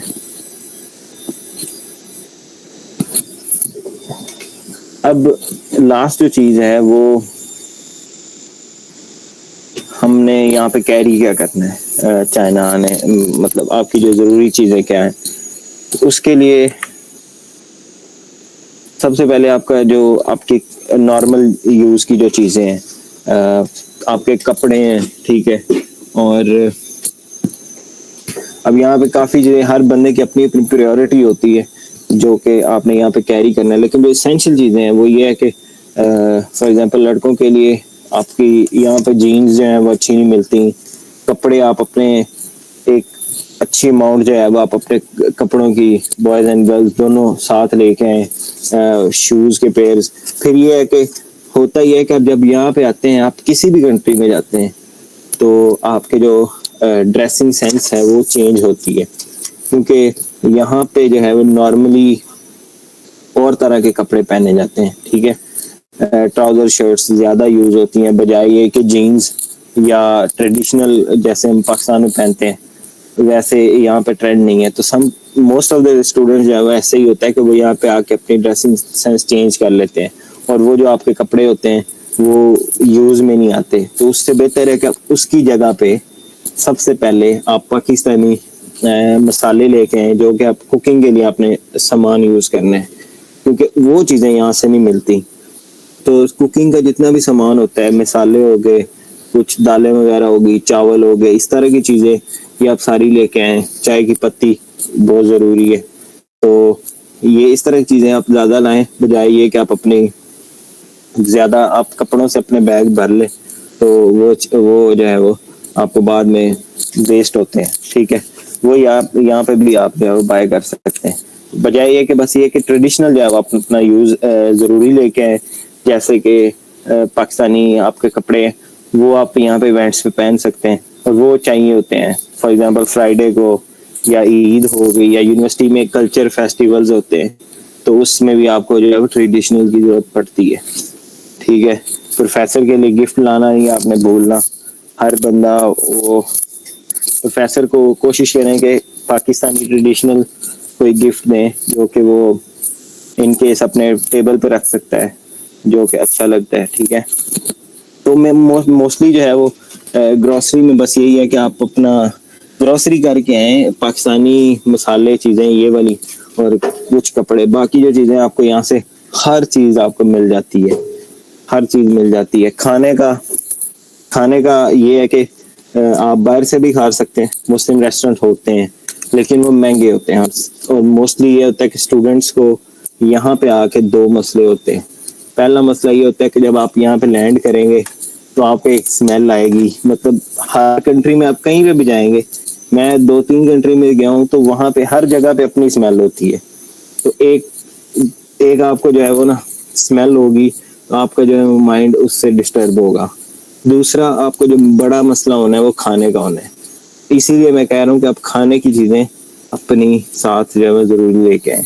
उसके अलावा मेरे ख्याल में आप मेंशन कर दें अगर आपके ज़हन में कोई चीज़ है जो कि लगेज के हवाले से ज़रूरी होगी। जी बहुत अच्छा गाइड किया है, starting from visa application process to the university registration and expenses and essential and useful tips. उसमें ये है कि बिल्कुल ऐसे ही होता है, स्टूडेंट्स को ना खाने का इशू होता है, ठीक है, और आते ही हम चाइनीज फूड के यूज टू नहीं होते, ठीक है। तो आप अपना इतना कि लेके आए कि आप अपना इधर कुक कर सकें। और बाकी ये है कि ऑनलाइन जो है ना स्पाइसेस के वाले से थोड़ा सा मैं यहाँ पे बता दूं कि स्पाइसेस मिल जाते हैं लेकिन ना थोड़े से महंगे मिलते हैं ऑनलाइन, और इसलिए मैं खुद भी जब पाकिस्तान से आया था पहली दफा भी, तो अपने जो एसेंशियल मसाले थे वो लेके आया था। और सेकंड टाइम भी जब मैं जब विंटर में गया था तो आई स्टिल रिमेम्बर के 20 कढ़ाई मसाले में और 10 बिरयानी मसाले लेके आया था अपने साथ। तो आपको आइडिया हो जाएगा कि कौन कौन सी चीज आपको चाहिए वो आप अपने लिए लेके आ सकते हैं, लेकिन मिल जाती हैं। इस वाले से थोड़ा सा परेशान नहीं है ना, ऑनलाइन जो है ना, हाँ एक्सपेंसिव है लेकिन थोड़ी सी मिल जाती है। इसके अलावा एक और चीज जो हाईलाइट मैं करना चाहूंगा वो ये है कि सर्दियों की शॉपिंग जो है ना कोशिश कीजिएगा पाकिस्तान से ना करें, ठीक है, क्योंकि यहाँ पे हर सिटी का एक अपना इन्वायरमेंट है, एक अपना टेम्परेचर है। तो आपको एक तो यहाँ से बड़ी रीजनेबल चीजें मिल जाएंगी, ठीक है, और फिर आपको इसकी कंडीशन के अकॉर्डिंगली शॉपिंग सर्दी के वाले से मैं स्पेशली कह रहा हूँ वो यहाँ से ही करनी चाहिए। तो अभी जब आप लोग आएंगे तब यहाँ पे मोर और लेस टेम्परेचर जो है ना वो जो है ना समर एंड हो रहा होगा, उस वाले से अपना अपनी शॉपिंग करके ले आइएगा। सर्दियों की शॉपिंग आप यहीं से आके ही कीजिएगा। अच्छा यहाँ पे मैं जरा देख रहा हूँ कि ना कॉल हमारी कह रहे हैं कि एंड हो जाएगी जल्द। आई एम नॉट श्योर कि वो एग्जैक्ट होगी या नहीं होगी, हम सेशन को कंटिन्यू ही रखते हैं। अगर हो गई तो आप इसी लिंक से ज्वाइन कर लीजिएगा। कॉल एंड हो जाएगी, कॉल एंड हो जाएगी, कॉल एंड हो जाएगी क्योंकि ये बिल्कुल अभी लास्ट मोमेंट्स पे आई थिंक। चले मेरा पैसा करें दोबारा इसको स्टार्ट करें, तो फिर मैं ना दोबारा स्टार्ट करता हूँ, फिर हम ना उसको फिर नाम दे देंगे क्वेश्चन आंसर सेशन का। ठीक है ठीक है जी जियाउल्ला भाई आप इस मीटिंग को ना एंड कर दें, सॉरी अपनी जो रिकॉर्डिंग है उसको एंड कर दें, और आप इसको ग्रुप में शेयर कर देना ज़िया। जी ओके अल्लाह हाफिज़। ये मेरा जो पासपोर्ट है वो 2028 में अप्रैल में एक्सपायर होना है, और डिग्री आपकी जुलाई 28 में होनी है। तो ऑब्वियसली आपको जो अपना पासपोर्ट रिन्यू करवाना पड़ेगा, और एम्बेसी आपको बीजिंग में एम्बेसी, तो यहाँ पे आपको अपना आके रिन्यू करवाना है। फिर आपने जो है वो आपको 1 महीने बाद वो मिलना है, फिर आपको रेजिडेंस परमिट लगवाना पड़ेगा। तो ये काफ़ी लंबा सीन होना है। और फिर ये है कि उन दिनों में आपका थीसिस भी होना है, अप्रैल में मोस्टली थीसिस होते हैं। तो ये सारी चीज़ें आप कैसे मैनेज करेंगी, तो बेहतर है कि आप अपना पासपोर्ट रिन्यू करवाएं, उस पर वीज़ा लगवाएं तो बेहतर है। ये काफ़ी मसला होता है। जी जी ठीक है। जिया भैया आपने दोबारा से मीटिंग को रिकॉर्ड करनी शुरू कर दिया? हाँ जी, चले थोड़ा वेट आज कर लें जरा ना, और भी बच्चे आ रहे हैं अभी। लास्ट टाइम काफी थे, 50 के करीब थे, अभी सिर्फ 30 आए हैं। मैंने अच्छा, थोड़ा उसके लगे बाद एयरलाइंस का मैं अभी बताता हूँ डिटेल में कि एयरलाइन का क्या सिस्टम है। फिर ये है हाँ कि जी, आपका जो ये पूछ रहे हैं कि पासपोर्ट आपका कोई भी रिसीव कर सकता है। मैंने पहले भी बताया कि आपका पासपोर्ट सिंपल, आप एक पेज पे अपना एप्लीकेशन लिखें कि मैं, मेरा नाम, मेरा पासपोर्ट नंबर ये है और मैंने फलां डेट को वीज़ा अप्लाई किया था और मेरे ब्रदर ने फॉर एग्जांपल वीज़ा जो है वो रिसीव करना है। नीचे अपने साइन करें, अपने आईडी कार्ड की कॉपी दे दें उसको और वो जाके रिसीव कर ले, कोई मसला नहीं है। जो पिक्चर आप, अच्छा जो जो डॉक्यूमेंट्स आप अपना अपलोड करेंगे वही डॉक्यूमेंट्स आपने वहां पे लेके जाने हैं। ये नहीं कि आप कोई पिक्चर और अपलोड करें और जब आप सबमिट करवाएं तो वो और हो, फिर आपके लिए मसला होना है। अच्छा, ये क्वेश्चन आंसर सेशन सारे स्टूडेंट्स एंड तक लेके जाइएगा, क्योंकि इसमें काफी ज्यादा क्यूरीज हैं जो क्लियर हो जाती हैं। सम टाइम आपके माइंड में चीजें नहीं होती, लेकिन सुन के आपके माइंड में आ जाती हैं, तो मैं यही ट्रांसक्रिप्ट और डिग्री जो है वो दोनों आपने टेस्ट करवानी है। सिर्फ डिग्री या सिर्फ ट्रांसक्रिप्ट नहीं, दोनों आपके पास होनी चाहिए वीजा के लिए। अगर कोई ऑलरेडी S1 वीजा पे चाइना हो तो क्या एग्जिट इधर गया लेना मस्ट है, या इधर ही रह के वीजा यूनिवर्सिटी कन्वर्ट करवा सकते हैं? कोई इशू नहीं है, अगर आप चाइना में हैं तो आप उसको कन्वर्ट करा सकते हैं, कोई उसका इशू नहीं है। आप अपनी यूनिवर्सिटी जाएं, उसको रजिस्ट्रेशन करें और सिंपली अपना उस सिटी में जहाँ पे आपकी यूनिवर्सिटी है वहाँ से आप अपना रेजिडेंस परमिट अप्लाई करें, दोबारा वो हो जाएगा।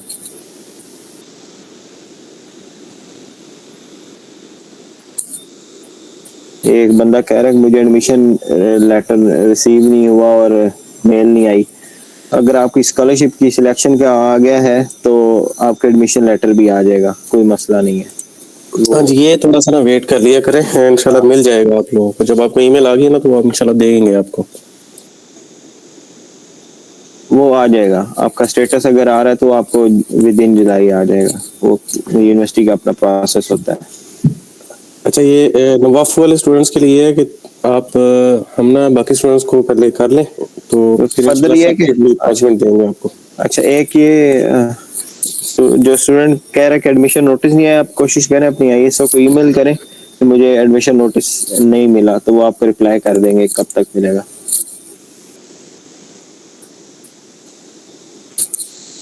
ये पिक्चर का दोबारा क्वेश्चन आया है कि आपकी पिक्चर जो है वो जो आपने पोर्टल पे अपलोड की है आपने वही लेके जानी है, ठीक है?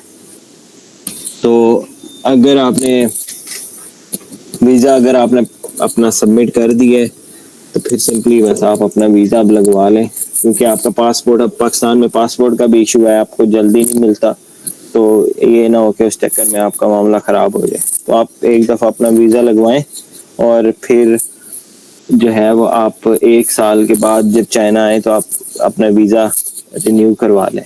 लाजमी नहीं है कि आपने 2028 में करवाना है, आप 2026-27 में भी करवा सकते हैं। तो it's okay, you can renew here.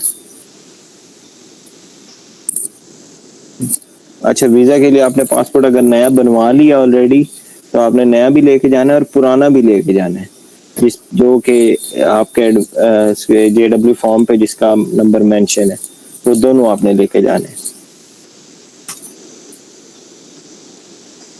अच्छा, पुलिस क्लियरेंस जो है वो आप किसी भी सिटी से रिन्यू करवा सकते हैं, उसका कोई इशू नहीं है। आप लाहौर में हैं तो आप लाहौर से करवा सकते हैं, उनको बताएं, वो बस 2-4 दिन ज़्यादा लगते हैं, आपको रिन्यू हो के मिल जाता है। अगर मास्टर की डिग्री में टाइम हो यूनी की तरफ से बट प्रोविजनल या ट्रांसक्रिप्ट मिले तो उस बेस पे वीज़ा अप्लाई, आपका वीज़ा जो है वो प्रोविजनल सर्टिफिकेट पे अप्लाई हो सकता है, कोई मसला नहीं है। लेकिन आपकी यूनिवर्सिटी की जो रजिस्ट्रेशन है वो आपकी वीज़ा डिग्री के बगैर नहीं होगी। तो अगर आपके पास अभी ट्रांसक्रिप्ट और प्रोविजनल है तो आप अपना वीज़ा लगवा सकते हैं, लेकिन जब आपने यूनिवर्सिटी आना है आपके पास डिग्री लाजमी होनी चाहिए। तो ये लाजमी चीज़ है, डिग्री के बगैर कुछ नहीं है, और वो भी HEC से टेस्टेड हो।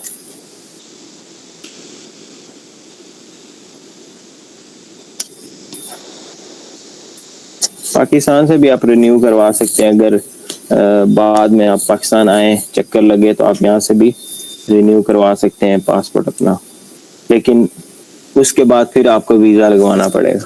तो it's okay, you can renew just in China, क्योंकि पाकिस्तान में अगर आप रिन्यू करवाएंगे तो आपका पुराना पासपोर्ट होगा, आपको नए पासपोर्ट पे फिर रेजिडेंस परमिट चाहिए होगा चाइना एंटर करने के लिए, जो कि ज़रूरी है।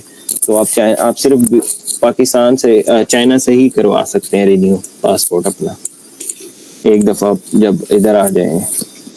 मेरी प्रेसिडेंशियल स्कॉलरशिप लगी है, उसमें मेडिकल इंश्योरेंस मेंशन नहीं है।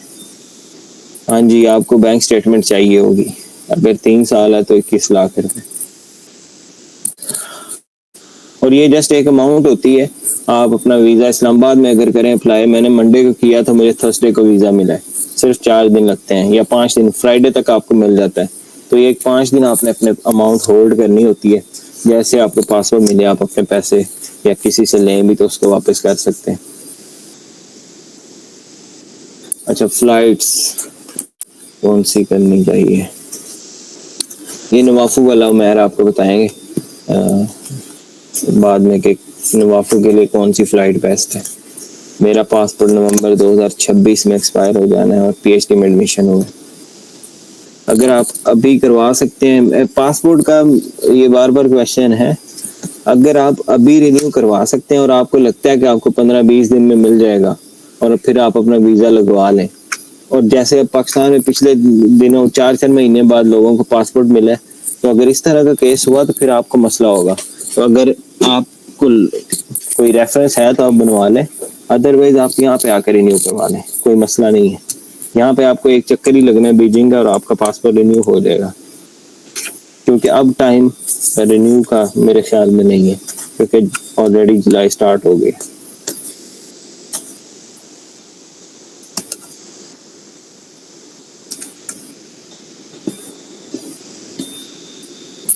वीज़ा स्टेटस जो है वो इसका मुझे कंफर्म नहीं है, हमारे टाइम पे होता था, अब पता नहीं है। तो ये है कि आपका वीज़ा, आप ऑनलाइन जब स्टेटस हम चेक करते थे उस पर ये नहीं आता था कि आपका वीज़ा लग गया, सिर्फ ये होता था कि आपका पासपोर्ट रेडी है कलेक्शन के लिए। उसमें आपको ये नहीं बताते कि आपका वीज़ा लगा है या नहीं लगा, वो जब आपको पासपोर्ट मिलता है तभी आपको पता चलता है। तो उसका आपको जाना ही पड़ेगा कलेक्शन के लिए।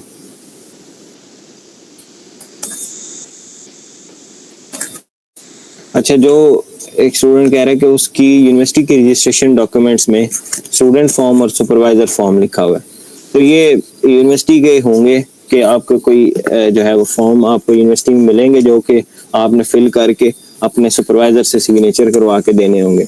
तो ये कोई इतना वो बड़ा नहीं है, आप यूनिवर्सिटी में जाएंगे आपको सारा कुछ वो एक्सप्लेन कर देते हैं। हमारी यूनिवर्सिटी में नहीं था, लेकिन ये हर यूनिवर्सिटी की अपनी अपनी रिक्वायरमेंट होती है।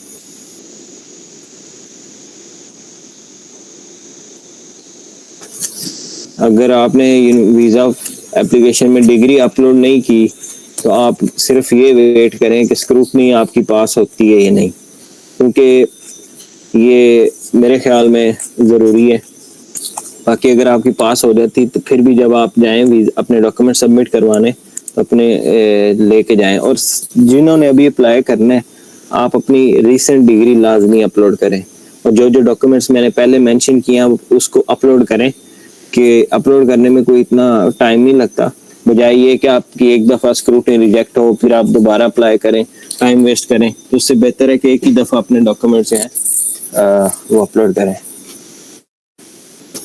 आंसू में क्या अकोमोडेशन अपनी करती, आंसू स्कॉलरशिप में सारा खुद ही करवानी है, यहाँ पे आपको आके उसके रिफंड होते हैं पैसे, तो करवानी आप सब में फ़्लाइट खुद ही होती है। आंसू वाले हों, सीएससी वाले हों, सीएससी वालों को रिफंड नहीं होती, आंसू वालों को रिफंड हो जाती है। जो आपका मेडिकल सर्टिफिकेट है वो आपने मोफा से टेस्ट नहीं करवाना, सिंपली आपने वही लेके आना है। उसके बाद मेडिकल जैसे इस्लामाबाद से मेडिकल सिर्फ आप इस्लामाबाद से करवा सकते हैं, और आप कभी भी करवा सकते हैं। आप अगस्त में करवाएं, आने से 1 दिन पहले करवाएं, वो सिर्फ मॉर्निंग में अगर आप जाएं 3-4 घंटों में आपको उसकी रिपोर्ट्स मिल जाती हैं। तो उसकी भी वैलिडिटी 6 महीने होती है, तो आप अब भी करवाएं तो आपके लिए इनफ टाइम होगा। CSC के लिए कोई आपको पैसे टिकट के वापस नहीं मिलते। CSC की टिकट आपने खुद करवानी है, कोई रिफंड नहीं होगा। 22 सितंबर के एडमिट स्टाइपेंड मिलेगा या अक्टूबर के साथ। अच्छा, ये स्टाइपेंड जो है वो आपको यूनिवर्सिटी पे डिपेंड करता है। मैंने जो एस्टिमेटेड कॉस्ट है वो ये है कि हर बंदा कोई 1500 से 2000 युआन अपना साथ लेके आए, और वो पैसे आप कैश भी ला सकते हैं, आप अली पे में भी ला सकते हैं। ठीक है, आप कैश लाएंगे, सिंपली यहाँ पे आके आपने अपना बैंक अकाउंट खुलवाना होता है 2-4 दिनों में, तो उसको आप अपना ATM से अपने बैंक में डाल सकते हैं अगर आप कैश लेके आते हैं। वरना आप अली पे में ले आए तो भी ठीक है। अली पे में आप यहाँ पे आके अपना बैंक अकाउंट उससे कनेक्ट करते हैं तो वो आपका इशू सॉल्व हो जाता है। तो 2000 तक ले आए। फिर स्टाइपेंड जो है ये भी यूनिवर्सिटी पर डिपेंड करते हैं। हमारी यूनिवर्सिटी जैसे स्टूडेंट आते हैं रजिस्ट्रेशन के 1 वीक बाद उनको सितंबर का स्टाइपेंड मिल जाता है, और फिर अक्टूबर से उनको रेगुलरली 1 से 5 तारीख तक उनको मिलना स्टार्ट हो जाता है। लेकिन कुछ यूनिवर्सिटीज होती हैं जो आपको सितंबर और अक्टूबर का स्टाइपेंड अक्टूबर के स्टार्ट में देते हैं इकट्ठा, तो इन केस आपके पास कोई 2000 युआन होने चाहिए। उसके बाद फ्लाइट कॉस्ट वापस नहीं मिलती। डिग्री ऑप्शनल था तो आप वेट करें, स्क्रूटनी आपकी अगर पास आती है तो it's well and good, just submit your documents. China आने के लिए एटलीस्ट आपके पास कितने पैसे हों ये मैंने बता दिया है कि टिकट के अलावा सारा कुछ करने के बाद 2000 युआन आपके पास हों, जो कि आप इधर आए तो आपके पास हों, फिर आपको स्टाइपेंड मिलना स्टार्ट हो जाता है अक्टूबर के ही। तो सम टाइम लकीली आपको सितंबर में ही मिल जाता है सितंबर का स्टाइपेंड। भाई CSC टाइप A B दोनों के लिए वीज़ा आपने खुद ही लगवाना है। तो वीज़ा सिर्फ 15,000 उसकी फीस है, मे बी इससे भी कम हो, 200-400, तो कुछ भी नहीं है।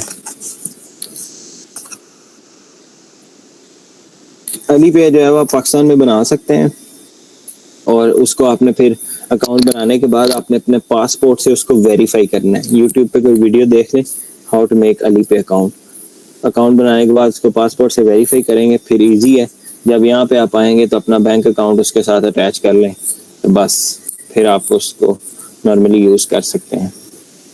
उसके बाद चाइना से अगर पासपोर्ट रिन्यू कराओ तो वो इजी प्रोसेस होता है, वो सिंपली इजी प्रोसेस होता है। बस आपने एम्बेसी में आना होता है, एक दिन आप मॉर्निंग में आए, आपका शाम तक 2-3 बजे तक आपका प्रोसेस हो जाता है। काफ़ी स्टूडेंट्स करवाते हैं रिन्यू, उसका कोई इतना मसला नहीं होता। सिम रोमिंग, अच्छा सिम रोमिंग का हमें भी बड़ा शौक था जब हम पाकिस्तान में से आए थे। तो जैज़ और जोंग, इनके जो है वो थोड़े बहुत नेटवर्क्स चलते हैं, बस सिंपली मैसेज आता है सिम का, कॉल वगैरह इंटरनेट कोई नहीं चलता। पैकेज भी लगवा के आए थे, कुछ भी नहीं चलता। तो आप बस इतना करें कि उसकी इंटरनेशनल रोमिंग ऑन करवा लें, ताकि यहाँ पे आपको वो मैसेज वगैरह उसका आ जाए, QR कोड या OTP वगैरह आना हो अगर बैंक का, तो वो है। बाकी उसका कोई इतना यूज़ नहीं है। आप यहाँ पे आके 2-4 दिनों में अपनी सिम लें और उसका इंटरनेट यूज़ करें। एक्यूपंक्चर सेंटर से मेडिकल करवाने के लिए कौन से डॉक्यूमेंट चाहिए? सिर्फ पासपोर्ट चाहिए, उसके अलावा कुछ नहीं चाहिए। सिंपली आप अपना पासपोर्ट लेके जाएं, अपना आपकी वो पिक्चर लेंगे, और एक जो है आपके फिर अपने जितने इनके टेस्ट हैं वो होंगे, उसके अलावा कुछ नहीं। वीज़ा की फ़ीस 13,200 है माशाल्लाह। ये जब हमने अप्लाई किया था 2 साल पहले तब भी इतनी थी, तो इट्स नथिंग, 13,200 कुछ भी नहीं है। काइंडली ये बताएं कि वीज़ा के लिए डिग्री चल सकती है, ट्रांसक्रिप्ट मैंडेटरी है, दोनों चीज़ें ज़रूरी हैं। अब तो ऑनलाइन पोर्टल पे ये चीजें मेंशन्ड हैं, आप देख सकते हैं कौन कौन सी चीजें वहाँ यार ये 2-3 बंदे हो गए, मुझे समझ नहीं आती कि स्टूडेंट्स पास अपनी डिग्री टेस्ट करवा रहे हैं, ट्रांसक्रिप्ट नहीं करवा रहे। वो 1,000 रुपये उसके लगते हैं एक पेज के, तो आपको चाहिए कि आप अपना सारा डॉक्यूमेंट्स अभी ये टेस्ट करवाएं। आपको ये सारी जिंदगी काम आने हैं, सिर्फ ये अभी के लिए नहीं है। कि आपने बस अब करवा लिए, इन केस आप डिग्री के बाद वापस जाएंगे पाकिस्तान आपके, फिर भी आपको टेस्टेशन करवानी पड़ेगी। तो ये सारा कुछ एक दफ़ा करवाएं, उसको ख़त्म करें। तो अगर वीज़ा ऑफिसर आपसे ट्रांसक्रिप्ट मांगेगा तब आप उसको क्या बोलेंगे? जब मैं अपना ये एप्लीकेशन प्रोसेस कर रहा था मैं, तो तब मेरे जहन में तो इतनी कन्फ्यूजन होती थी कि कैसे करना है इसको। तब बताने वाला भी कोई नहीं होता था, सारा कुछ वो CSE गाइड ऑफिशियल वाला चैनल ही था, उसके अलावा कोई बंदा नहीं था बताने वाला। तो हम मतलब मैं तो ये करता था कि कोई ऑप्शनल डॉक्यूमेंट्स भी मेरे पास होना चाहिए कि ये ना मसला हो कि मेरी वजह से कुछ रह जाए। अब पिछले साल कुछ स्टूडेंट्स के वीज़ा रिजेक्ट हुए, उन्होंने दोबारा अप्लाई करके उनका वीज़ा लगा है। उसकी वजह क्या होती है? पहले आपको शायद नदीम भाई ने बताया कि वीज़ा आपका 99% लगता है क्योंकि आपकी स्कॉलरशिप लग गई है, वीज़ा आपका लगता ही लगता है। लेकिन जिनके वीज़ा रिजेक्ट होते हैं ना, वो 100% वो लोग होते हैं जिन्होंने अपने डॉक्यूमेंट्स में मिस्टेक की होती है। उनका किसी डिग्री का इशू है, उनके QR कोड वर्क नहीं कर रहे, उनकी कोई पिक्चर खराब है, या उनके मोस्टली जो बंदे हैं उस 100 में से 90% वो होते हैं कि जिनका एप्लीकेशन फॉर्म गलत होता है। एप्लीकेशन फॉर्म में अगर आपने एक मिस्टेक की है ना कि आपकी डेट ऑफ बर्थ एक दिन पीछे आगे, तब भी आपका वीज़ा नहीं लगेगा। आपके डॉक्यूमेंट्स एग्जैक्ट होने चाहिए, ठीक है? तो आपने जब भी अपनी वो फिल करनी है तो आपको आपकी एप्लीकेशन फॉर्म सारी करेक्ट होनी चाहिए, अदरवाइज ये भी मसला करेगी। तो मैं वही बता रहा हूँ कि स्टूडेंट्स का वीज़ा अगर रिजेक्ट होता है तो उनकी अपनी वजह से होता है। तो कोशिश करें कि आप अपनी ट्रांसक्रिप्ट, डिग्री या जो चीज़ें हैं सारी पूरी रखें, ऑप्शनल डॉक्यूमेंट्स भी रखें, ताकि ये ना हो कि फिर आपके लिए मसला बने। WeChat जो है वो आपको सिंपली यहाँ पे आपने अपना आके नंबर चेंज करना होता है।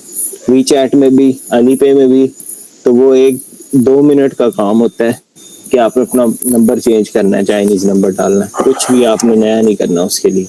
हाँ जी, अकाउंट सेम ही रहते हैं, WeChat और Alipay का ओल्ड ही रहता है, लेकिन सिर्फ उसमें हम नंबर चेंज करते हैं। हाँ जी। उसके बाद करेंसी एक्सचेंज और डिपॉजिट। करेंसी एक्सचेंज मैंने जो किया था, मैं सिर्फ 300 रुपये कैश लेके आया था, उसमें से 200 मैंने श्रीलंका में खर्च किए और 100 रुपये मैंने जो है वो टैक्सी वाले को दिया था एयरपोर्ट से यूनिवर्सिटी तक। बाकी मैंने अपने पैसे Alipay में रखे हुए थे और Alipay मैंने यूज़ किया था सिंपली।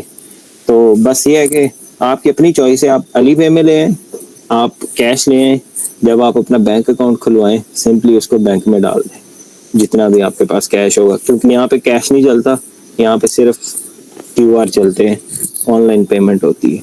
तो बेहतर यही है कि अपने Alipay में ले आए सारे स्टूडेंट्स ना, क्योंकि उसका फायदा ये होगा, एक तो आपको कैरी नहीं करना पड़ेगा कैश, दूसरा आपको ये होगा कि आपका जो करेंसी जो आपकी हार्ड कैश होता है वो महंगा होता है in comparison to the soft money, ठीक है?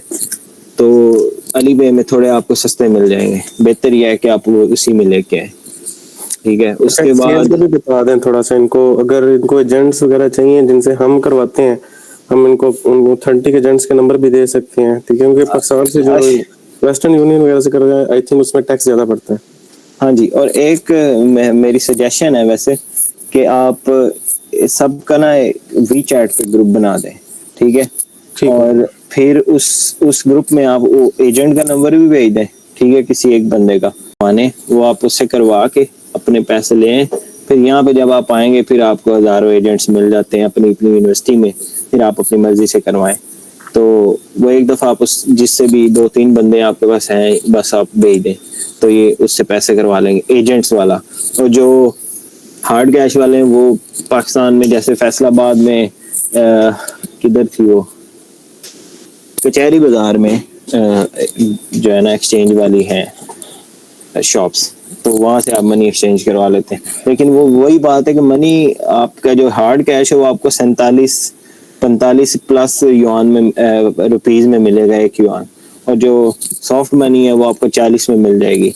तो इतना उसमें डिफरेंस होता है। बेहतर है कि Alipay में सिंपली लेके आए, कोई उसका इशू नहीं होता। नेक्स्ट जी है इमिग्रेशन। इमिग्रेशन में सिंपली आपने फ्लाइट वालों को फॉलो करना है जो आपके आगे आगे जा रहे हैं।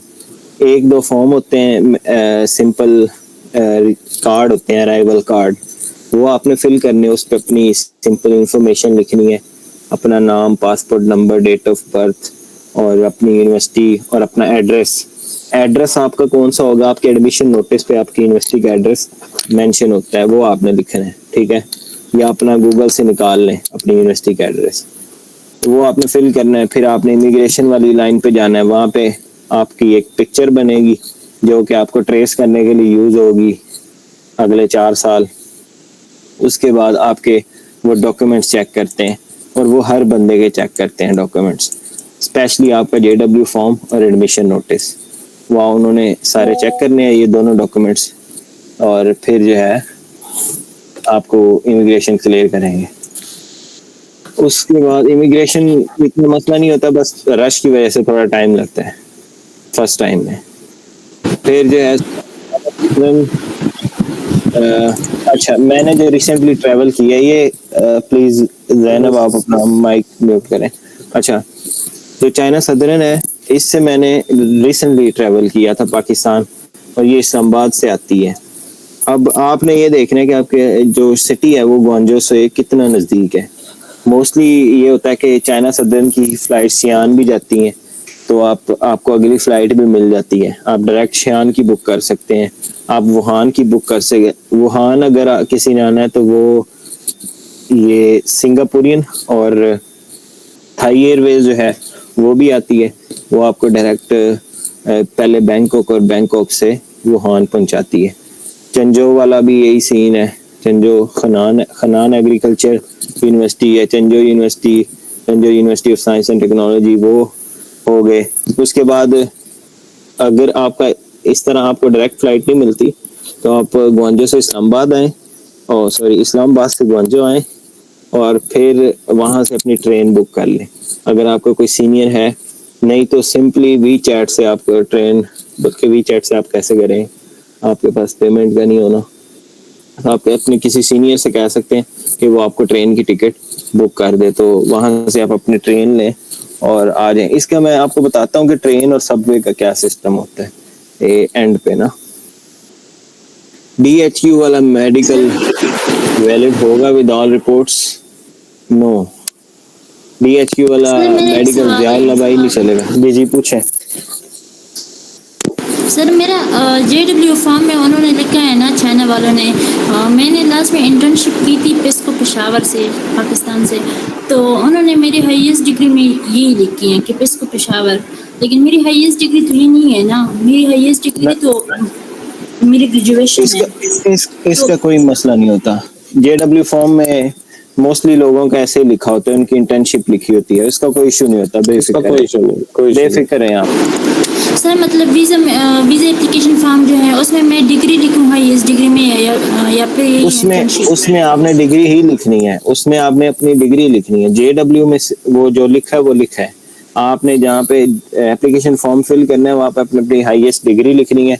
अगर वहाँ पे वो कोई वर्क का या वॉलंटियर का कोई इंटर्नशिप वाला ऑप्शन है तो वहाँ पे आप अपना ये वाला लिख सकती हैं, अदरवाइज डिग्री आपने लिखनी है। अच्छा ठीक है, थैंक यू सर। इसका कोई इशू नहीं है, बिल्कुल भी कोई इशू नहीं है। मेरे दोस्त का लास्ट ईयर ऐसे लिखा हुआ था, उसने फैसलाबाद में ये अयूब एग्रीकल्चर रिसर्च इंस्टीट्यूट में इंटर्नशिप की थी, उसका वो लिखा हुआ था, लेकिन वीज़ा में कोई मसला नहीं होता। अच्छा ज़ियाउल्लाह भाई, DHQ वाली नहीं चलेंगी, इस्लामाबाद के चक्कर लगाएं, पहाड़ शहर देखें थोड़े जाके। उसके बाद चाइना में जब रजिस्ट्रेशन करवानी है तो यूनिवर्सिटी में क्या ट्रांसक्रिप्ट प्रोविजनल तो हो जाती है। भाई डिग्री ज़रूरी है, यूनिवर्सिटी में रजिस्ट्रेशन के लिए डिग्री ज़रूरी है, डिग्री के बगैर मेयो means nothing. Jasid 1 minute wait कीजिएगा। जी मैं यार ये थोड़ा सा नवाफू वालों को गाइड कर दूं, सिर्फ 2-4 मिनट में। वो ना मैसेजेस भी कर रहे हैं, तो क्या पता वो फिर करके उनका काम कंप्लीट हो जाए। अच्छा, नवाफू वाले स्टूडेंट्स, एक तो फर्क ये है, यूनिवर्सिटी की रजिस्ट्रेशन में डिग्री मैंडेटरी नहीं है। मोस्टली चाइनीज यूनिवर्सिटीज में डिग्री मैंडेटरी है, नवाफू में डिग्री मैंडेटरी नहीं है, आप प्रोविजनल भी चल सकते हैं। ठीक है, तो इसमें ज्यादा परेशान नहीं होना नवाफू वाले स्टूडेंट्स, बाकी नहीं, बाकी अपनी डिग्री लाजमी लेके आए, ठीक है। ये पहली चेंज होगी, ठीक है। दूसरी चेंज जो है यहाँ पे एक्सपेंसेस, यहाँ पे आप अपना माइंड मेकअप करके आए, स्टाइपेंड ना पहले महीने मिलता है ना दूसरे महीने मिलता है, तीसरे महीने में भी एंड पे जाके मिलता है। हमें 24 नवंबर को मिला था और आप लोगों को 3rd मंथ के एंड पे मिलेगा, 3 महीने का इकट्ठा, आप एक दफा माला माल हो जाएंगे, 10,500 रुपये आपको मिलेगा, ठीक है।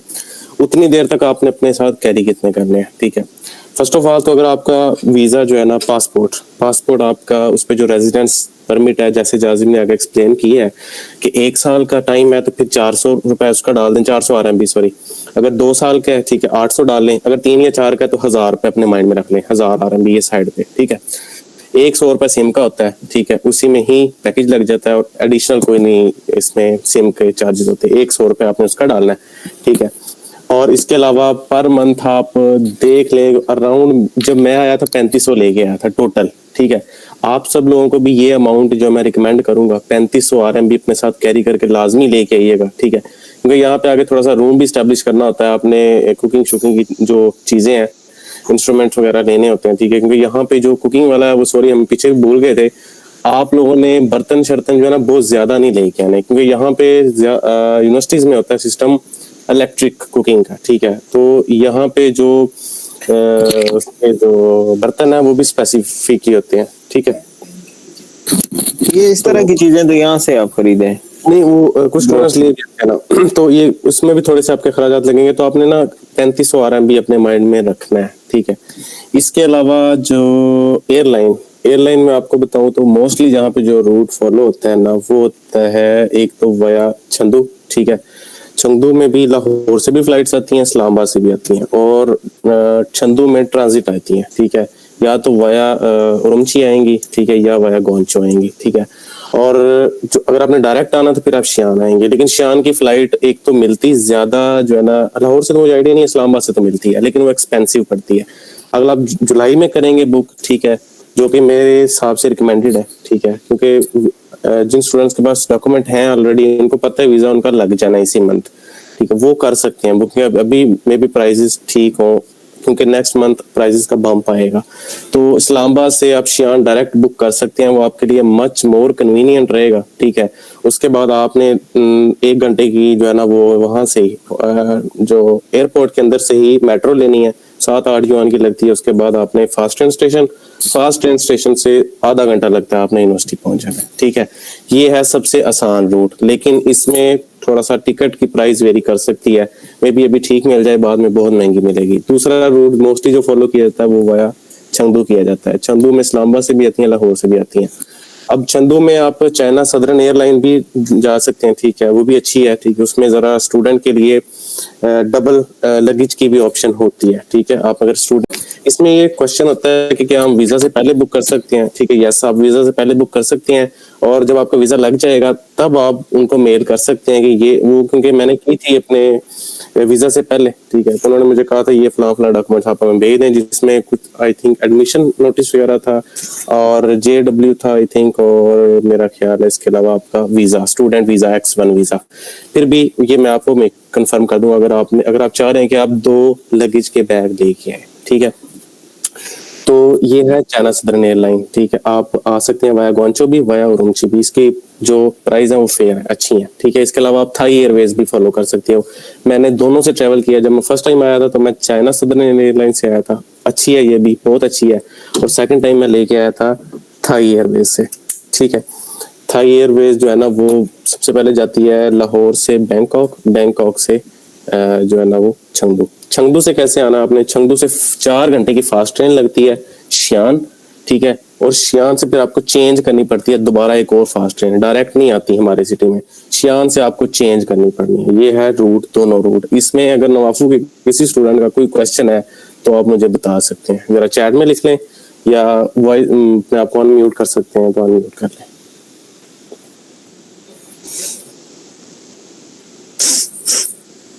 हमजा भाई थे यहाँ, लाल भाई थे। UESTC के स्टूडेंट डायरेक्ट इस्लामाबाद से चंगदू आ जाए फिर तो ये अच्छा है ना?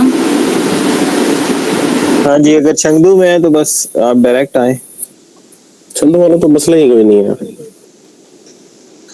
अच्छा उमैर, मैं 2-3 चीज़ें यहाँ पे ऐड करता हूँ। जैसे बीजिंग वाले स्टूडेंट्स हैं, बीजिंग, तियानजिन, ये लियोनिंग के हो गए। उसके अलावा कुछ खबे में स्टूडेंट्स हैं, मैंने देखे थे ग्रुप में। जो ये स्टूडेंट्स हैं आप सब जो है वो PIA और सरीन एयर इस्लामाबाद से ये दोनों आती हैं, दोनों पाकिस्तानी हैं। तो ये आप फॉलो कर सकते हैं, जो डायरेक्ट आपको बीजिंग लेके आएंगे। और बीजिंग से तियानजिन 30 मिनट का रास्ता है, और जो बीजिंग के स्टूडेंट्स हैं उनके लिए तो मसला नहीं है। इस तरह खबे जो है वो भी नज़दीक है। और लियोनिंग जो है, लियोनिंग भी आपकी फ़्लाइट नहीं जाएगी तो आपको बीजिंग से ही ट्रेन करवानी पड़ेगी। फिर ट्रेन से ये होता है कि बीजिंग से आपको एयरपोर्ट से हर रेलवे स्टेशन को बसेस जाती है, तो आप सिंपली बस पे बैठेंगे और रेलवे स्टेशन पे पहुंच जाएंगे। वहाँ से आप अपनी ट्रेन ले और खबे चले जाए। या शेनियांग में जिनका है लियोनिंग प्रोविंस में, उनका भी यही रूट होगा, ठीक है। उसके अलावा अगर आप चाइना सदर्न एयरलाइन लेके आएंगे तो मेरा एक पर्सनल आपको ये मशवरा है कि आपने उसमें लाजमी देखना है, क्योंकि चाइना सदर्न की फ़्लाइट्स सेम सिटीज़ में अगर आ रही है ना, चंगडू में ही आ रही हैं, तो उनमें कोई फ़्लाइट्स होंगी जो उरुमची जिनका स्टे होगा, कुछ वो होंगी जिनका गुआंगझो में स्टे होगा। तो आपने कोशिश करनी है कि आपने उरुमची वाली फ़्लाइट नहीं लेनी, क्योंकि उरुमची एयरपोर्ट जो है वो शिनजियांग में आता है, जो कि एक मुस्लिम प्रोविंस है। तो वहाँ पे काफ़ी रिस्ट्रिक्शन है, काफ़ी स्ट्रिक्ट जो है वो आपकी चेकिंग होती है। और फिर वहाँ पे आपका सारा सामान खोलते हैं, वो आपको तंग भी करते हैं। तो उस सारे ज़लाल से बचने के लिए आप कोशिश करें कि जो चाइना सदर्न से आएंगे या किसी भी फ्लाइट से आएंगे, उनका जो स्टे है उरुमची वाला वो ना हो। और फिर एक लगेज वाला जो है ना, मैंने पहले बता भी दिया, अगर आपका लगेज क्या है तो सिंपली आपने अपना जो आपका पासपोर्ट है उस पर स्टूडेंट वीज़ा लगा होगा। मैंने लाहौर से करवाई थी, तो लाहौर में मेरे ख्याल में है, या लाहौर में होगा ऑफिस चाइना सदर्न का, या इस्लामाबाद में। तो सिंपली आपने अपना वीज़ा, जो स्टूडेंट वीज़ा उनको दिखाना है, तो आपको वो 2 लगेज अलाउ कर देंगे, ठीक है। उसके अलावा PIA का जो है उनका अराउंड 60 kg है, और सरीन एयर का उसका भी 60 kg है। लेकिन ये जो जितने भी एयरलाइन है, स्टूडेंट पैकेज अवेल करने के लिए आपको अपना ऑफिस में जाना पड़ेगा PIA के, और वहाँ पे अपना पासपोर्ट और अपना स्टूडेंट वीज़ा और डॉक्यूमेंट्स दिखाने पड़े, फिर आपको जो है डबल बैगेज अलाउ हो जाता है। और 60 kg फर्स्ट टाइम के लिए मेरे ख्याल में ज़रूरी है। तो कोशिश करें कि आप गुआंगझो अगर चाइना सदर्न वाली भी करवाएं तो उसमें भी स्टूडेंट पैकेज जो है ना अवेल करें।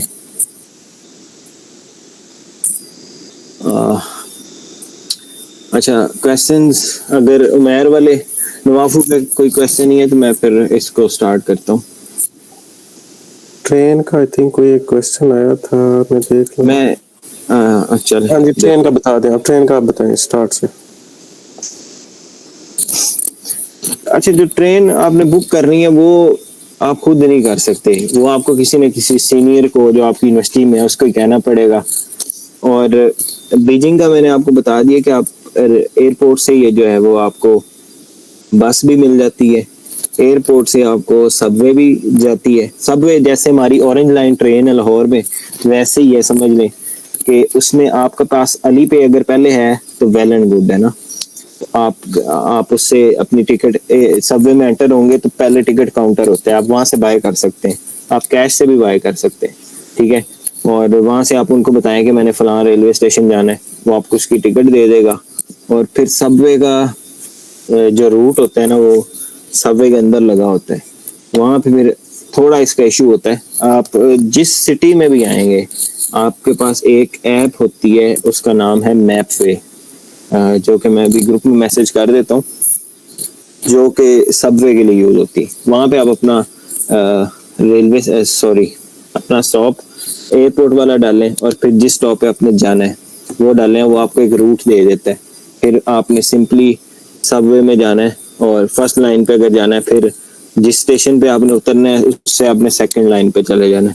हर जगह पे डायरेक्शंस लगी होती हैं, फ्लोर पे भी लगी होती हैं, ऊपर भी लगी होती है कि फॉर एग्जांपल लाइन 7 की डायरेक्शन उस साइड में है, वहाँ पे आपने जाते जाना सीधा आपको सबवे मिल जाती है। तो वो कोई इतना मुश्किल नहीं होता, ठीक है। और फिर ये है कि आपके पास अगर ट्रांसलेटर हो आप किसी से पूछ भी सकते हैं। तो उसका कोई इतना इशू नहीं होता। सेकेंडली बेस्ट सोल्यूशन यही है कि आप रेलवे स्टेशन जो है एयरपोर्ट से बस पे ही जाएं, तो वो सबसे बेस्ट है।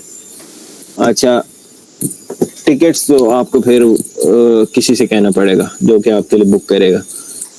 और जो इनका रेलवे स्टेशन का सिस्टम होता है वो भी सेम है, वो जैसे हमारे एयरपोर्ट्स हैं सेम है। आपने एंटर होना है, अपना पासपोर्ट स्कैन करना है, आपका लगेज चेक होगा, फिर जब आप आगे जाएंगे उसी तरह एयरपोर्ट पे स्क्रीन्स लगी होती हैं, उस पे फ्लाइट नंबर और इस पे रेलवे स्टेशन पे ट्रेन नंबर आ रहा होता है, सामने प्लेटफॉर्म लिखा होता है कि फला प्लेटफॉर्म पे आपकी ट्रेन है। जब आप टिकट करवाएंगे ना तो आपको ट्रेन का एक नंबर, उसका ट्रेन का नंबर होता है, फॉर एग्जांपल CU69।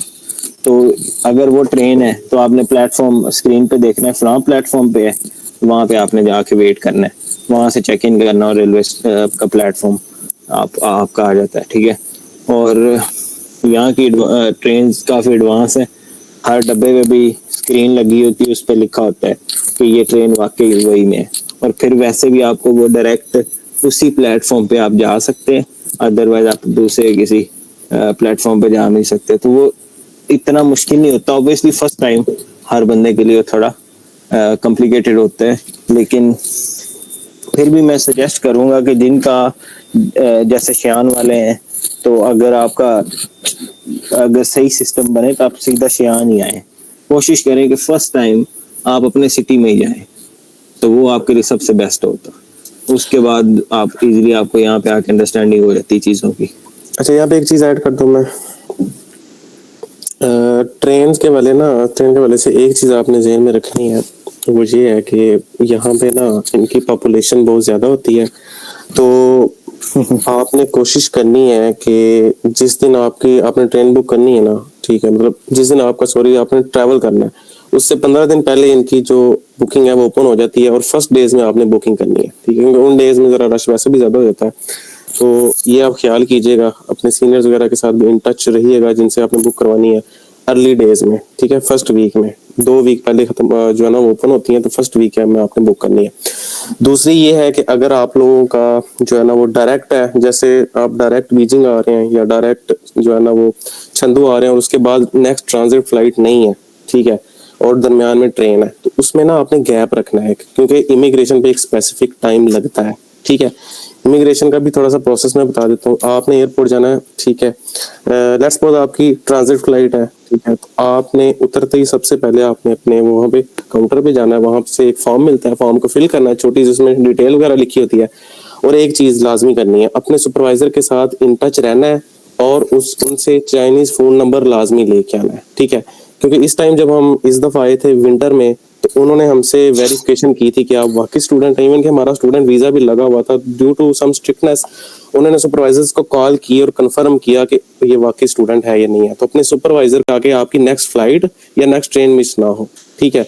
और क्योंकि मेरी ट्रेन मिस हो गई थी इस दफा, जब मैं जो है ना वो यहाँ से चंदू आया था, ठीक है, मेरी थाई एयरवेज थी, ठीक है, तो पहले बैंकॉक फिर चंदू, और चंदू में मेरा बहुत टाइम उन्होंने वेस्ट कर दिया था। मेरे सुपरवाइजर से बड़े ही सवाल पूछे थे। तो इसमें आपने एक गैप रखना है, ठीक है, बेशक आपकी ट्रांजिट फ्लाइट है तो उसमें आपने एज सुन एज पॉसिबल अपनी वहाँ पे काउंटर में जाके लाइन में जो है ना वो एडजस्ट हो जाना है। और अगर आपकी ट्रेन है तो फिर भी आपने ट्रेन का एक गैप रखना है अच्छा खासा, 4 से 5 घंटे आप रख लीजिए, ठीक है, क्योंकि कुछ भी नहीं होता, लेकिन एहतियात बहुत जरूरी है, क्योंकि ऑन द स्पॉट फिर ट्रेन आपको मिलना बड़ा ही मुश्किल हो जाता है, बहुत ही मुश्किल हो जाता है। और इवन कि अगर मिले भी तो सपोज करें आपने फास्ट ट्रेन करवाई हुई है, तो आपको अगर स्लो ट्रेन मिलती है, तो मोस्टली सिटीज में ऐसे होता है कि फास्ट ट्रेन एक कोने पे है और स्लो ट्रेन एक कोने पे है, तो आधा पौना घंटा आपको ये स्विच करने में ही लग जाता है। तो इससे बेहतर है कि ये जरा प्रिकॉशंस आप अपने ज़हन में रख ले रही है, ठीक है, बस ये थी बात। अच्छा, जॉब का पूछ रहे हैं जी स्टूडेंट्स। जॉब जो है वो चाइना में कोई अलाउ नहीं है। आप 2023 में भी आ रहे हैं या 2025 में भी आ रहे हैं, जॉब जो है वो यहाँ पे अलाउ नहीं है। जिस दिन आप पकड़े जाएंगे आप सीधा डिपोर्ट होंगे, भले आप जितने अच्छे स्टूडेंट हैं या जितने अच्छे शहरी हैं, नथिंग डजंट मैटर, ये इस चीज़ की इंक्वायरी भी नहीं होती। तो कोशिश करें कि जॉब वाला जो है वो ज़हन यहाँ पे ना बना के आए। उसके बाद इंश्योरेंस जो परचेज करनी है आपकी अगर यूनिवर्सिटी उसमें CSE में मेंशन है तो वो सारा काम यूनिवर्सिटी करेगी। इंश्योरेंस यूनिवर्सिटी खुद बाय करती है, आपको करने की ज़रूरत नहीं है, ना ही उसकी फ़िक्र करनी है। उसके बाद अली पे में कैसे ट्रांसफ़र करेंगे? अली पे में उमैर अभी WeChat का ग्रुप बनाएंगे, आपको उसमें एक कॉन्टैक्ट दे देंगे एजेंट का। वो भी बेसिकली स्टूडेंट्स ही होते हैं जो कि थोड़े से मार्जिन से ना ये इस तरह का काम करते हैं कि वो आपको मनी एक्सचेंज करते हैं और थोड़ा बहुत प्रॉफिट कमाते हैं। वो मोस्टली यूनिवर्सिटी के स्टूडेंट्स ही हैं, ठीक है। तो वो हमारे मैं तो नहीं, उमैर शेयर करेंगे, तो वो ट्रस्टेड बंदे ही होते हैं, कोई इतनी परेशानी वाली बात नहीं। आप उनसे ट्रांसफ़र अपने करवा सकते हैं। आप उनको PKR देंगे उनके बैंक अकाउंट में, पाकिस्तान वाले, और वो आपको अली पे में ट्रांसफ़र कर देंगे। और WeChat जो है, एक बंदे ने पूछा, WeChat आप पेमेंट के लिए यूज़ नहीं कर सकते जब तक उसके साथ बैंक अकाउंट अटैच नहीं होगा, तो WeChat आप नहीं यूज़ कर सकते। तो अली पे ही आप कर सकते हैं। अगर अली पे आपका नहीं बन रहा तो सिंपली अपना कैश लेके आ जाए। मोस्टली कनेक्टिंग फ्लाइट्स लेट हो जाती हैं, ट्रेन भी मिस हो, नहीं ज़्यादातर नहीं होता, ठीक है, ज़्यादातर ऐसे नहीं होता। तो वही ना, एज अ बैकअप मैंने ये बोला कि ट्रेन में आपने गैप रखना है हर किस्म के मार्जिन के लिए। हाँ जी, कुछ 6-7 घंटे लाजमी रखें। उसके बाद UBL का डिजिटल ऐप में आप पैसे रखें, फिर यहाँ पे आकर ट्रांसफ़र करवाएं। आप यहाँ पे आकर करवा सकते हैं, कोई इशू नहीं है, लेकिन बिफोर एंड मेरे ख्याल में ये होना चाहिए कि आपके पास पहले हो, क्योंकि यहाँ पे आपके आके इंटरनेट ही नहीं मिलेगा पहले 2 दिन, तो आप उसको कैसे मैनेज करेंगे? आपने आके पेमेंट भी करनी होगी, आपने सिम भी खरीदनी है, आपने मेडिकल भी करवाना है, तो उसको आप कैसे फिर मैनेज करेंगे? बेहतर है कि पहले ही लेके आए। बैंक अकाउंट कितने दिन में ओपन हो जाता है? बैंक अकाउंट 1 घंटे में हो जाता है, मेरे ख्याल में 1 घंटा भी नहीं लगता, वो सिर्फ वेट करना होता है। आपने आधे घंटे में आपका बैंक अकाउंट खुल जाता है, उसी में आपको कार्ड भी मिल जाता है फ़ौरन। फिर आप उसके साथ अली पे और WeChat दोनों कनेक्ट करके आप यूज़ कर सकते हैं, कोई इशू नहीं। लगेज में चेकिंग टाइम लिक्विड के वाले से इशू होता है। अच्छा, लिक्विड का जब आप पाकिस्तान से आते हैं ना, मेरे ख्याल में इतनी स्ट्रिक्टनेस नहीं होती, क्योंकि वहाँ पे इतनी कोई हैवी मशीनरी नहीं है चेकिंग वाली, ठीक है।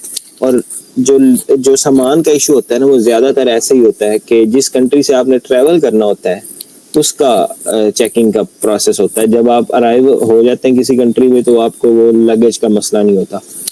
तो पाकिस्तान से मैं तो 1 किलो देसी घी भी लेके आया था बोतल में, कोई मसला नहीं हुआ। उसके बाद परफ्यूम, बॉडी स्प्रे, सारा कुछ था, तो वो कोई इतना मसला नहीं होता। जब आप चाइना से जाते हैं तब मसला होता है, तब आपके लिए। चंदू में ना स्टूडेंट्स का जो है ना, वो उन्होंने परफ्यूम्स निकलवा लिए थे, ठीक है। अच्छा, आपने रूल फॉलो करना है। जी बताएं। परफ्यूम जो है वो उसकी लिमिट है 100 ml, तो 100 ml से ज्यादा होगा तो वो आपको निकाल लेंगे, ठीक है।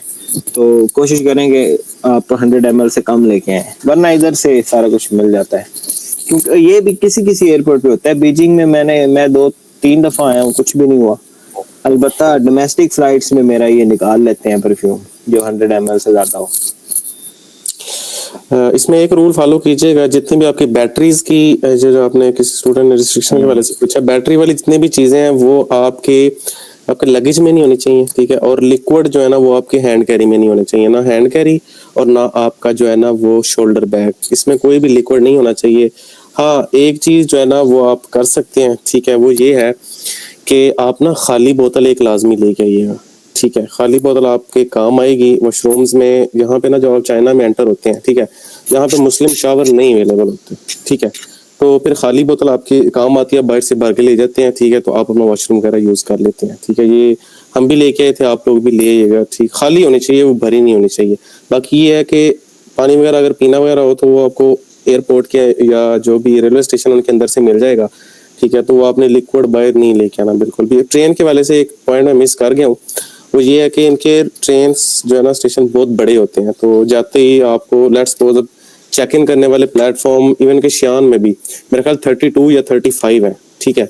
तो ऐसे में बड़ी बड़ी स्क्रीन पे भी आपको देखना मुश्किल हो जाता है। तो इसका एक बड़ा सिंपल सा वे है, आपने जब चेक इन करना ना, जब रेलवे स्टेशन के अंदर, तो आगे जाके आपने वहां पे स्टाफ से पूछ लेना है, उनको अपनी ट्रेन की टिकट दिखानी है, वो अपने जो है ना उनके पास जो भी एक डिवाइस होती है उसमें चेक करके आपको बता देंगे कि वो है आपका, वो सबसे इजी वे है। तो आप डायरेक्ट अपने वाले जो आपका प्लेटफॉर्म है वहां पे जाके खड़े हो जाएंगे, और वहां पे जाके भी आपने मेक श्योर कर लेना है, वहां पे स्क्रीन चल रही होगी कि अब यहाँ पे इतने टाइम पे ये ट्रेन आनी है और इतने टाइम पे ये ट्रेन आनी है, ठीक है। तो इसमें जरा ख्याल कीजिएगा। और ट्रेन भी 15 मिनट पहले जो है ना वो आपको प्लेटफॉर्म पे एंटर करते हैं, ठीक है। उससे पहले आपने बाहर ही वेट करना होता है, तो ये भी एक पॉइंट कंसीडर कीजिएगा। उसके अलावा मैंने एक बताया था कि यहाँ पे आप आएंगे तो आपको स्मेल भी आएगी, तो उसके लिए आपने मास्क जरूर लेके आना है। वो तो आती है। इन केस आपके साथ चाइनीज बैठ गया तो फिर आपको मसला होगा, ठीक है। तो मास्क जो है आपके पास अच्छे वाला होना चाहिए, उसको थोड़ा परफ्यूम वगैरह लगा के 2-3 रख ले बैग में जरूर, क्योंकि हमारे साथ ये सारा कुछ हुआ है तो हम कोशिश कर रहे हैं कि आपको पहले ही पता हो यहाँ आने से, क्योंकि जब हमारे साथ हुआ है वो हम नहीं चाहते कि किसी के साथ हो। और उसके बाद एक मिनट, मेरे साथ भी ड्रामा लगा था, इनको वो भी बता दूं। ग्रुप ट्रैवलिंग के वाले से मैं आपको बताऊं, क्योंकि ना जब अब देखे ना यहाँ पे मेरे साथ आरिज भाई भी बैठे हैं, नवाफू भी, इनके साथ भी एक ट्रेजिडी हुई थी, ठीक है। ग्रुप ट्रैवलिंग में आपने एक चीज का ख्याल रखना है कि सारे बंदों को कहना है कि मुतात होकर अपने टिकट्स और ये सारी चीजें करनी है, ठीक है। हमारे साथ ये होता, हम 5 स्टूडेंट थे, एक स्टूडेंट का जो है ना वो पासपोर्ट नंबर गलत था और उसकी ट्रेन जो है ना वो जारी पता रेलवे स्टेशन पे एंट्री नहीं उन्होंने किया। अब वो स्टूडेंट जो है ना पंजाबी में कहते हैं कि वेयर गया, मैं जाना भी थोड़े नाल तो मैं ਤੁਹਾਨੂੰ भी नहीं जानता, ठीक है। अब वो उस टाइम पे हमें समझना है कि अब क्या करना है, क्योंकि ट्रेन अवेलेबल कोई नहीं थी। मैंने आपको बताया कि पॉपुलेशन बहुत ज्यादा होती है और ये पाकिस्तान नहीं है कि आपको जी ट्रेन का वो नहीं देखनी, सीटें नहीं देखनी और बस डायरेक्ट एंटर, नहीं, आपको नहीं मिलेगी। तो मैं पूरा 1 घंटा स्टिल रिमेम्बर, मैं ट्रांसलेटर पे 1 घंटा खपता रहा था, ठीक है। फिर हम लोगों ने ट्रेन एक वो वाली करवाई जिसमें स्पेस थी और दरमियान में ट्रांसफर था, मतलब एक जगह पे जाके हमने ट्रांसफर करनी थी अपनी ट्रेन दूसरे, ठीक है। तो ये आपने जरा केयरफुल रहना है और पहले ही कमिटमेंट करके आनी है कि भाई अगर तेरा कोई मसला हो गया तो फिर उनका बैकअप जो भी होएगा तो तू बर्दाश्त करना है, ठीक है। तो आपके साथ भी कोई इशू हुआ था, वो आप बताना चाहेंगे? ये आरिज भाई भी हैं, ये भी जरा बताना चाहेंगे। अच्छा, एक चीज़ के हवाले से आपको क्लियर करूंगा कि आप जो चीज़ें लेके आएंगे ना, परफ्यूम्स वगैरह, या पाकिस्तान से आपको वो एंटर करवा देते हैं। आप अगर वहाँ पैसे दे के भी एंटर करना चाहें ना तो वो एंटर करवा देते हैं, लेकिन इधर ऐसा नहीं होता। और जो आपका वो बंद बैगेज होता है ना, लगेज, उसके अंदर आपके अगर परफ्यूम्स या इस तरह की दूसरी चीज़ें, ख़ास तौर पे बॉडी स्प्रे जो होते हैं, वो आपने नहीं लेके आने, क्योंकि वहाँ से आपको लाने देंगे।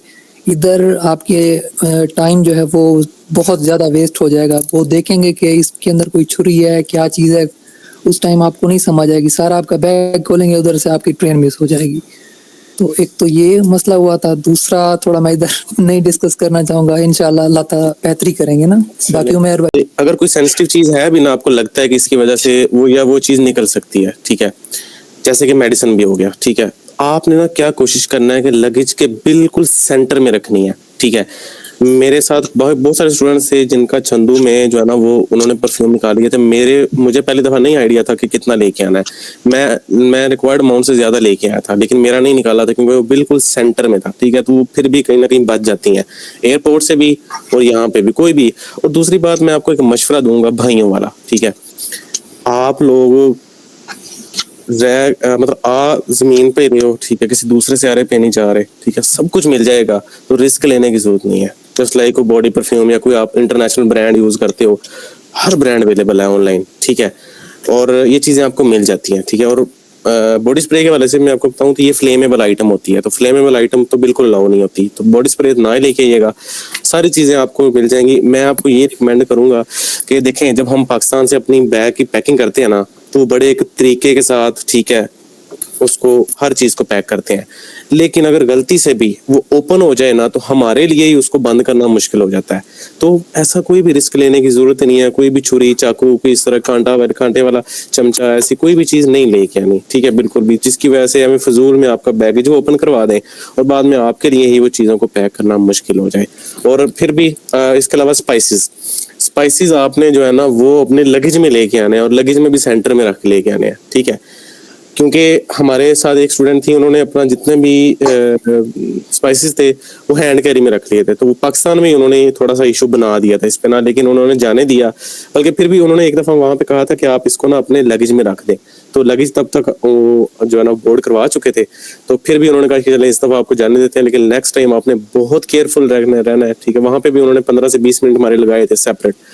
तो स्पाइसेस जितने भी अपने लगेज में लेके आने हैं, ठीक है। और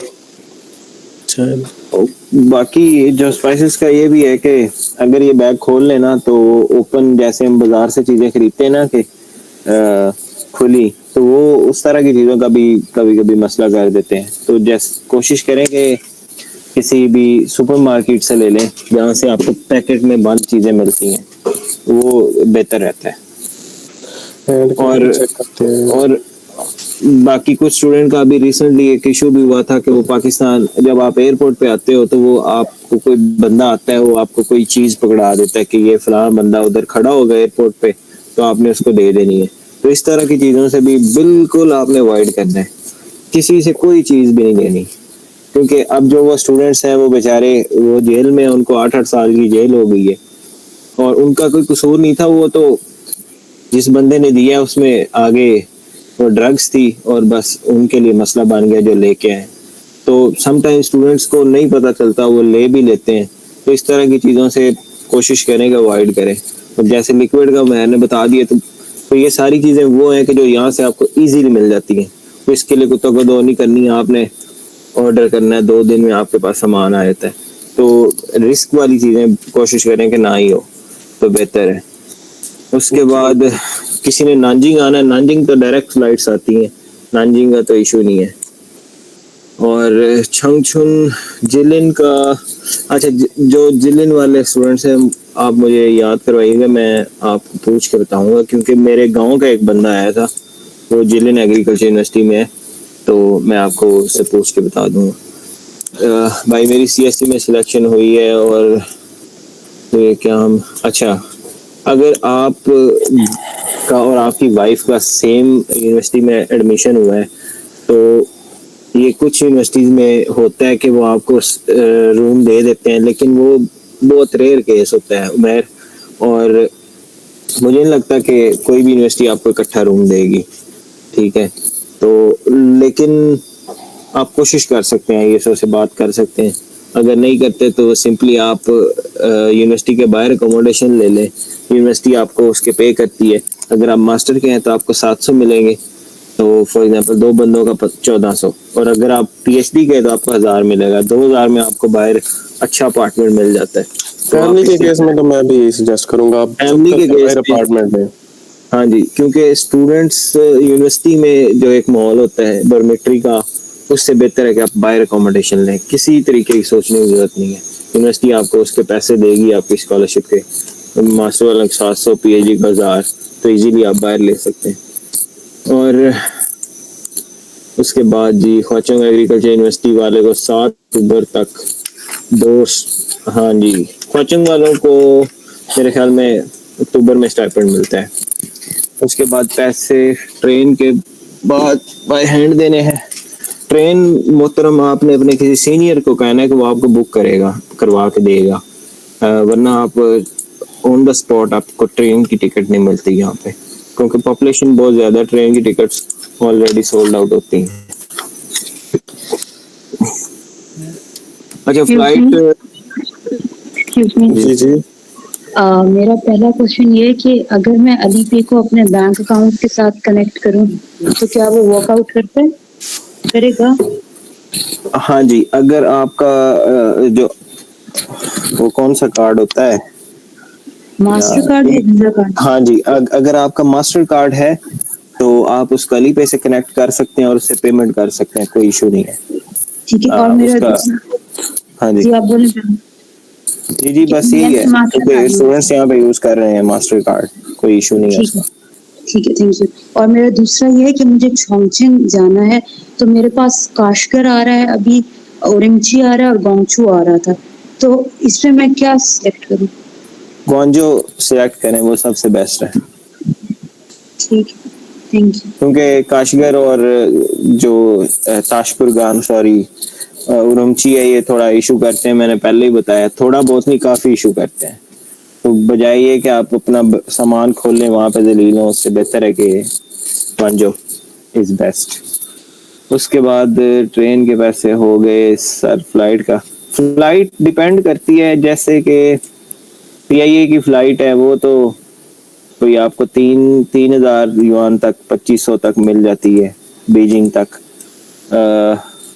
डिपेंड करता है, जैसे कि मैंने लास्ट टाइम 4,000 की फ्लाइट करवाई थी रिटर्न फ्लाइट, या बीजिंग से इस्लामाबाद वाया ग्वांजो। तो ट्रेन की टिकट्स इन दिनों में महंगी होती हैं जब आपने आना है, तो कोशिश करें। अब हर बंदा यहाँ पे एक मशवरा यही है कि जैसे जैसे आपको वीज़ा लगता है ना, आपने ट्रेन अपनी फ्लाइट टिकट बुक कर लेनी है, क्योंकि ये जब आप अगस्त में जाएंगे तो आपको ट्रेन की टिकट फ्लाइट की 1.5-2 लाख तक भी चली जाती है, तो वो बहुत मसला होता है। अभी आपको जुलाई में वो तकरीबन 1,20,30 हज़ार तक मिल जाए, 1.5 लाख तक भी मिल जाए, तो फर्स्ट टाइम के लिए इट्स ओके, क्योंकि इन दिनों में टिकट्स महंगी होती है, स्टूडेंट्स आ रहे होते हैं, तो इस वजह से ट्रेन की टिकट्स महंगी हो जाती हैं।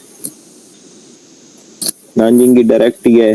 पीआईए में लगेज 60 kg होता है, एक बैग जो है आपका 30 kg होता है, फिर आप साथ हैंड कैरी भी कैरी कर सकते हैं। 20% स्टूडेंट के लिए, हाँ जी स्टूडेंट पीआईए का मुझे भूल गया, पीआईए का आपको 20% डिस्काउंट भी मिलता है। आप ऑनलाइन चेक करें पीआईए की वेबसाइट पे, PIAC उसका नाम है, PIAC.com, तो वहां से आप अगर आपको 2 लाख की टिकट शो हो रही है तो उसमें आपको 20% डिस्काउंट मिलेगा स्टूडेंट्स को। जैसे वो वीजा के बाद मिलेगा। जैसे अपनी ये वाली मीटिंग में एंड होने लगी है, ठीक है, तो अब तीसरी तो हम नहीं करेंगे, ठीक है। जो स्टूडेंट्स नवाफू वाले हैं वो मुझे मैसेज कर सकते हैं, हम उनको इसी ग्रुप में ऐड कर देंगे, और बाकियों के लिए हम ग्रुप की प्राइवेसी ओपन कर देंगे कल। अभी तो टाइम बहुत ज्यादा हो गया है, जाजिब को भी अब रेस्ट का मौका देते हैं। कल देखें, अभी यहाँ पे मैं टाइम आपको पता है 2 बज रहे हैं, कल मॉर्निंग में हमारा समर स्कूल का जो है ना ओपनिंग, उसकी सेरेमनी। कोई नहीं इनको मैं गाइड कर दूंगा, चलो इनको इंशाल्लाह ग्रुप में मौका दे देंगे। अच्छा बस ये लास्ट में यही है कि टिकट्स का हो गया, क्योंकि मेनली आपका वीजा लगने के बाद टिकट्स का ही होना है, तो अगर किसी को कोई इशू हो टिकट का, वो देख रहा हो या उसको कोई समझ नहीं आ रही हो, हमें मैसेज कर सकता है, जितना मुझे पता है मैं आपको बता दूंगा। और सामान का भी जो है, अगर किसी चीज़ का होता है ना, इंसान को कोई भी किसी चीज़ की क्वेश्चन हो तो